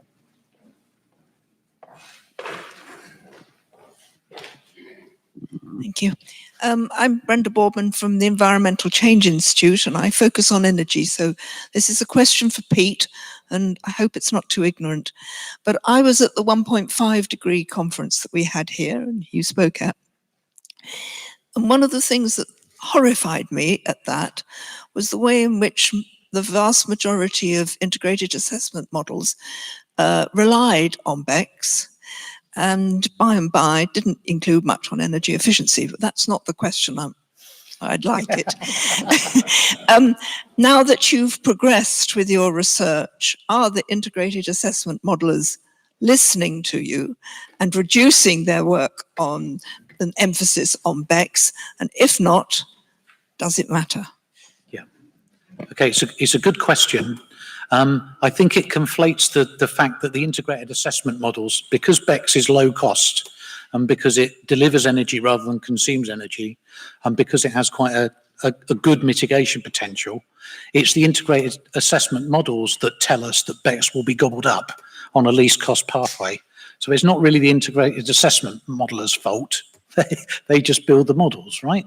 So it is one option in there, but I think what has happened over the past few years is the realization that there is a large dependence on BECCS of many of the future scenarios, and many of the integrated assessment models are now building in the capacity to include things. Afforestation, reforestation is already in. There are models, I think the Potsdam model is being built in to have DACs and enhanced weathering. So a wider range of options are now available. I don't think any of them do soil carbon as well as I would like to see that done. So I would like to see that, and I would say that, wouldn't I? But some of those options which work across the different landscapes and don't actually cause competition for land, you can still do the same thing on the land and improve the soil carbon status. So building those in, GCAM is one that does do it a bit, I think. Yes, Joe. So just to add to that, so it's exactly the same integrated assessment model runs that we analysed in a special report on land as we were in the 1.5 report. They didn't have time to do new model runs for that. There will be new stuff in AR6. And there were a variety of models, some which had very little BECCS in, and those were the ones where you had to have very, very rapid decarbonisation in the energy sector. So those ones do have very high energy efficiency and rapid decarbonisation and other renewables. And so there's a range of different pathways, really. They're not telling us there's one answer and it's high BECCS. They're saying you could do it from anything from low BECS to high BECS, and but these are the other things, like the other levers that you would need to pull if you have low BECS. And actually, often the low BECS scenarios have very, very high afforestation, so you're still impacting land, and often the assumption is these kind of high growth monoculture plantations. So again, context is everything. Rupert, would you just like to? Amy? Yeah. Brenda's comment has a much broader and deeper point, that when the integrated assessment modelers, who are sort of the gatekeepers to public policy discourse about climate, understate what can be done with any given solution set, it means that policymakers tend to lower their ambition. They tend to divert attention, resources, and precious time to other solutions that may well be costlier, slower, and less effective. And that process then increases climate risk. So it's quite an important matter to get this right. And some of us have found this quite difficult, partly because of disciplinary barriers. IAM community is rather full of economic theorists with very little practical exposure in many cases to ecosystems or energy efficiency or other things one would like them to know more about. So I hope all of us with specialist knowledge that could help inform that community will deepen the dialogue as quickly as possible.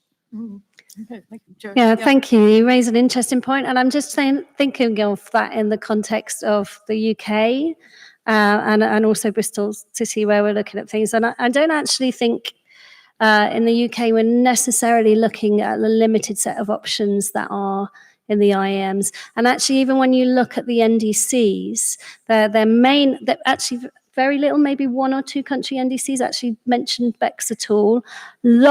Quite a few of them mentioned soil carbon. So that's a bit opposite to what is in the IAMs. So I do see your point, and it does seem to kind of send down one pathways. But actually, I think what countries are doing more than that is they are looking at where are the emissions in our country, what is the potential solutions. And I think that's something where, we're looking at doing more in AR6 and in things like the NERC greenhouse gas program, is looking actually a little bit more on a country context, country specific basis of what can be done that might be broader or more specific than what is in some of those IMs. And I think that's the research we really need to build on. Just to add to that, I don't know whether that's relevant, but I was just struck by two things in, I think it was your presentation, where you had that slide on India. Pull the mic up a bit. Yeah, where you had that slide on India, where India has committed to, that was yours. And just about the policymakers here. So we've been doing a lot of work with policymakers, and I've spent most of my research life working with bureaucrats and studying them. And not lucky, not at all. And I think the understanding, there is this whole area which is being studied within climate policy now, which is called the science policy interface, what scientists communicate and what policymakers take and why. And I think the whole idea and the logic behind a policymaker's thinking is they will get the low-hanging fruits first. And I'm slightly critical of India's commitment, because they have offered to say that they would massively carry out afforestation drives. But what is happening in the name of afforestation is monoculture cropping. So I think there is this whole range of issues, what we can do and what we can do fast and what we can show results with in numbers. And outcomes are always taken into consideration as numbers and nothing beyond numbers. And I think there is a point where we need to challenge this. One more question, because I can see Tim is waiting to give us further instructions. Rupert, could you pop back up there, please? Thanks. Hello, I'm Claudia Coliani from the Stockholm Environment Institute. Thank you so much for this discussion. My question will be for Pete Smith. particularly when you talk about synergies and trade-offs, when you say it's under-researched. Could you comment a little bit more on the conditions we could create for socio-ecological systems to enhance those synergies, minimize those trade-offs? Especially when you talk about SDGs, there are synergies and trade-offs within the SDGs, and then you can also identify for nature's contribution to people or ecosystem services. So this is one point, synergies and trade-offs. And the other point is about the timing for nature-based solutions. So you mentioned the Griscom paper on natural climate solutions, and they say it's 37% of mitigation potential for 2030, and that tends to decrease over time. So wouldn't it be necessary to phrase the discourse as a very emergency for short-term effectiveness of those implementations? Yeah, so two very good questions. I'll answer the second one first, which is about the decrease over time. That decreases because of sink saturation. So as trees as they get bigger and bigger and bigger, they stop growing until they reach maturity, and then the carbon out is the same as the carbon in. So the sink capacity tends to decrease over time, even though the trees are still growing. So that's why you get that sort of impact. There's a good argument, I think, because there are a bunch of co-benefits, if we do it properly, to argue for implementing those now, which then maybe buys us a little bit more time as we decarbonise the other sectors. That has to be our number one goal, decarbonising all of the sectors, and this might be a tool in the toolbox that we can use. With respect to the making sure that the socio-ecological systems fit together, I think the data that I was talking about that's limited is in the global studies. So what can we do at a global level? And the reason is, I think, that there are limited studies is because these are very context specific and very local. I muck about with this sort of thing because it's better than a real job. But when it comes to questions like that, I should hand over to people who know a bit more about the local context. In terms of enhancing synergies and minimizing trade-offs, I mean, and in terms of sort of sound bites for policymakers and low-hanging fruits, the answer is protecting intact ecosystems and working with indigenous communities and helping them protect the ecosystems that fall within their lands. And I think second down the list is, allowing natural regeneration of carbon-rich biodiverse ecosystems and really focusing all this effort, I think, largely in the tropics and subtropics, because there you're going to get if it's done well and equitably and sustainably and implemented through local stewardship, you are going to get the triple win, supporting livelihoods and reducing poverty, locking in carbon over longer periods of time quickly, and then holding it for longer periods of time. And of course, the tropics is where virtually all the world's genetic diversity is. And so there absolutely has to be an emphasis on this. And there is a lot of good science showing that if you enhance biodiversity, either experimentally or you just protect those very diverse systems, you get the trade-offs start disappearing and the synergies start emerging, especially over medium to long term. Over the long term, it's very, very evident that that's the case. And we have a lot of robust ecosystem and biodiversity science demonstrating that now. Over 40 years of research is basically pointing to those links. So that's, that's the answer to the question. And I think that's simple enough to implement. Thank you. I think we'll have to wrap up there. If you have further questions, you know what these wonderful people look like. You know where they're going for drinks and dinner. I'm sure you can work out what to do. But let's give them a warm.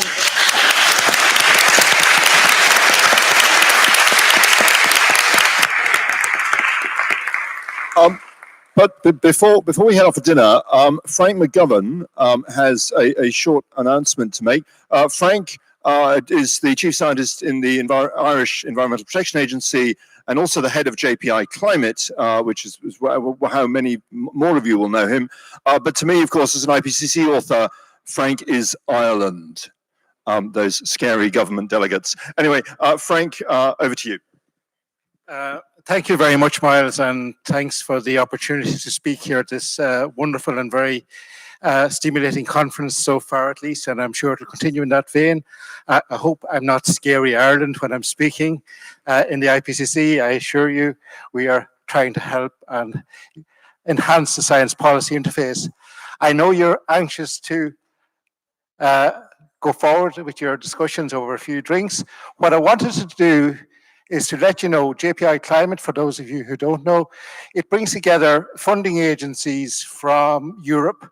We work together to develop a strategic research agenda to advance research under a number of headings, including obviously on mitigation and achieving carbon neutrality and greenhouse gas balance. In 2018, we held a series of workshops, 3 in total, to explore these issues. We brought together a lot of the leading experts in Europe and more widely to consider these issues. We considered the key concepts. We looked at the data sets, official, unofficial data sets, and then we talked to countries, communities, practitioners in business who have adopted really ambitious mitigation targets, such as carbon neutrality. The report in the workshop series has just been finalized, and we're launching it here. We're launching it here since Miles and his team in Oxford, Martin, especially Michelle, have been a really strong support for this activity. We're looking, the report is a first step. We're looking for the next stages of doing this. We're looking at how to better structure what we're doing and exploring these concepts and helping, in particular, the science policy interface. Science policy practitioner interface is really important, and we need to keep on bringing the science to the practice in the end. So there's copies of the report. We have not one for everybody in the audience, but there's quite a number here. So I hope you can take one. It'll also be online as well. And if you want to talk to me about this, have a look at the report, and I'll be taking a few drinks later on as well, and here tomorrow. So thank you very much, and enjoy your evening.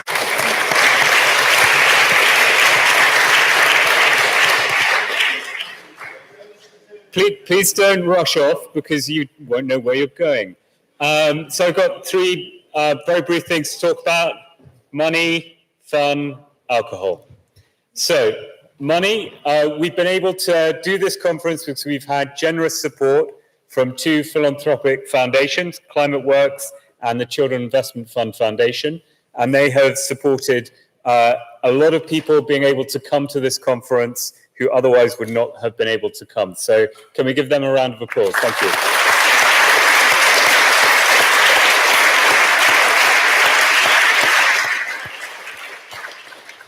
The fun bit is St. Giles's Fair is on at the moment, tonight and tomorrow night. So that goes to 11 o'clock. For those of you who don't know, there's been a fair in Oxford at this time of year since the year 1200.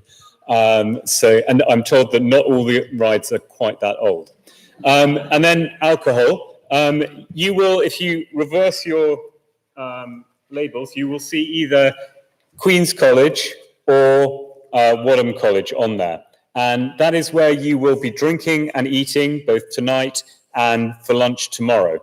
There will be drinks now, starting now at Wadham. If you have Queen's on your label, please don't go to Wadham because there won't be enough alcohol there. So please go to Queen's. Because of the slightly different timings of the colleges, for those of you who don't know Oxford, all the colleges do their own thing. The drinks will start at Wadham immediately, and then dinner will be at 7:15. And for Queen's, the drinks will start at 7, and drinks will be at 7:30. So drinks will start at 7, and dinner will be at 7:30. And then both dinners should be finished by about 9:30, giving you about an hour and a half to ride the roller coasters, etc. And the only other thing I'd like to say is we start tomorrow here at 9 o'clock. So thank you very much for coming to today. Miles has got something else to say. So I've just got a suggestion. This is really counts on people's honesty here, but if you've got a Queen's badge and you want to go and talk to people about their posters, which are beside the Wadham drinks, I don't want to get between you and an interesting scientific discussion of the poster, but if you are caught with a drink wearing a green lanyard, you will be thrown out by the mouse. The colour of the lanyards doesn't actually refer to whether you're Queen's or...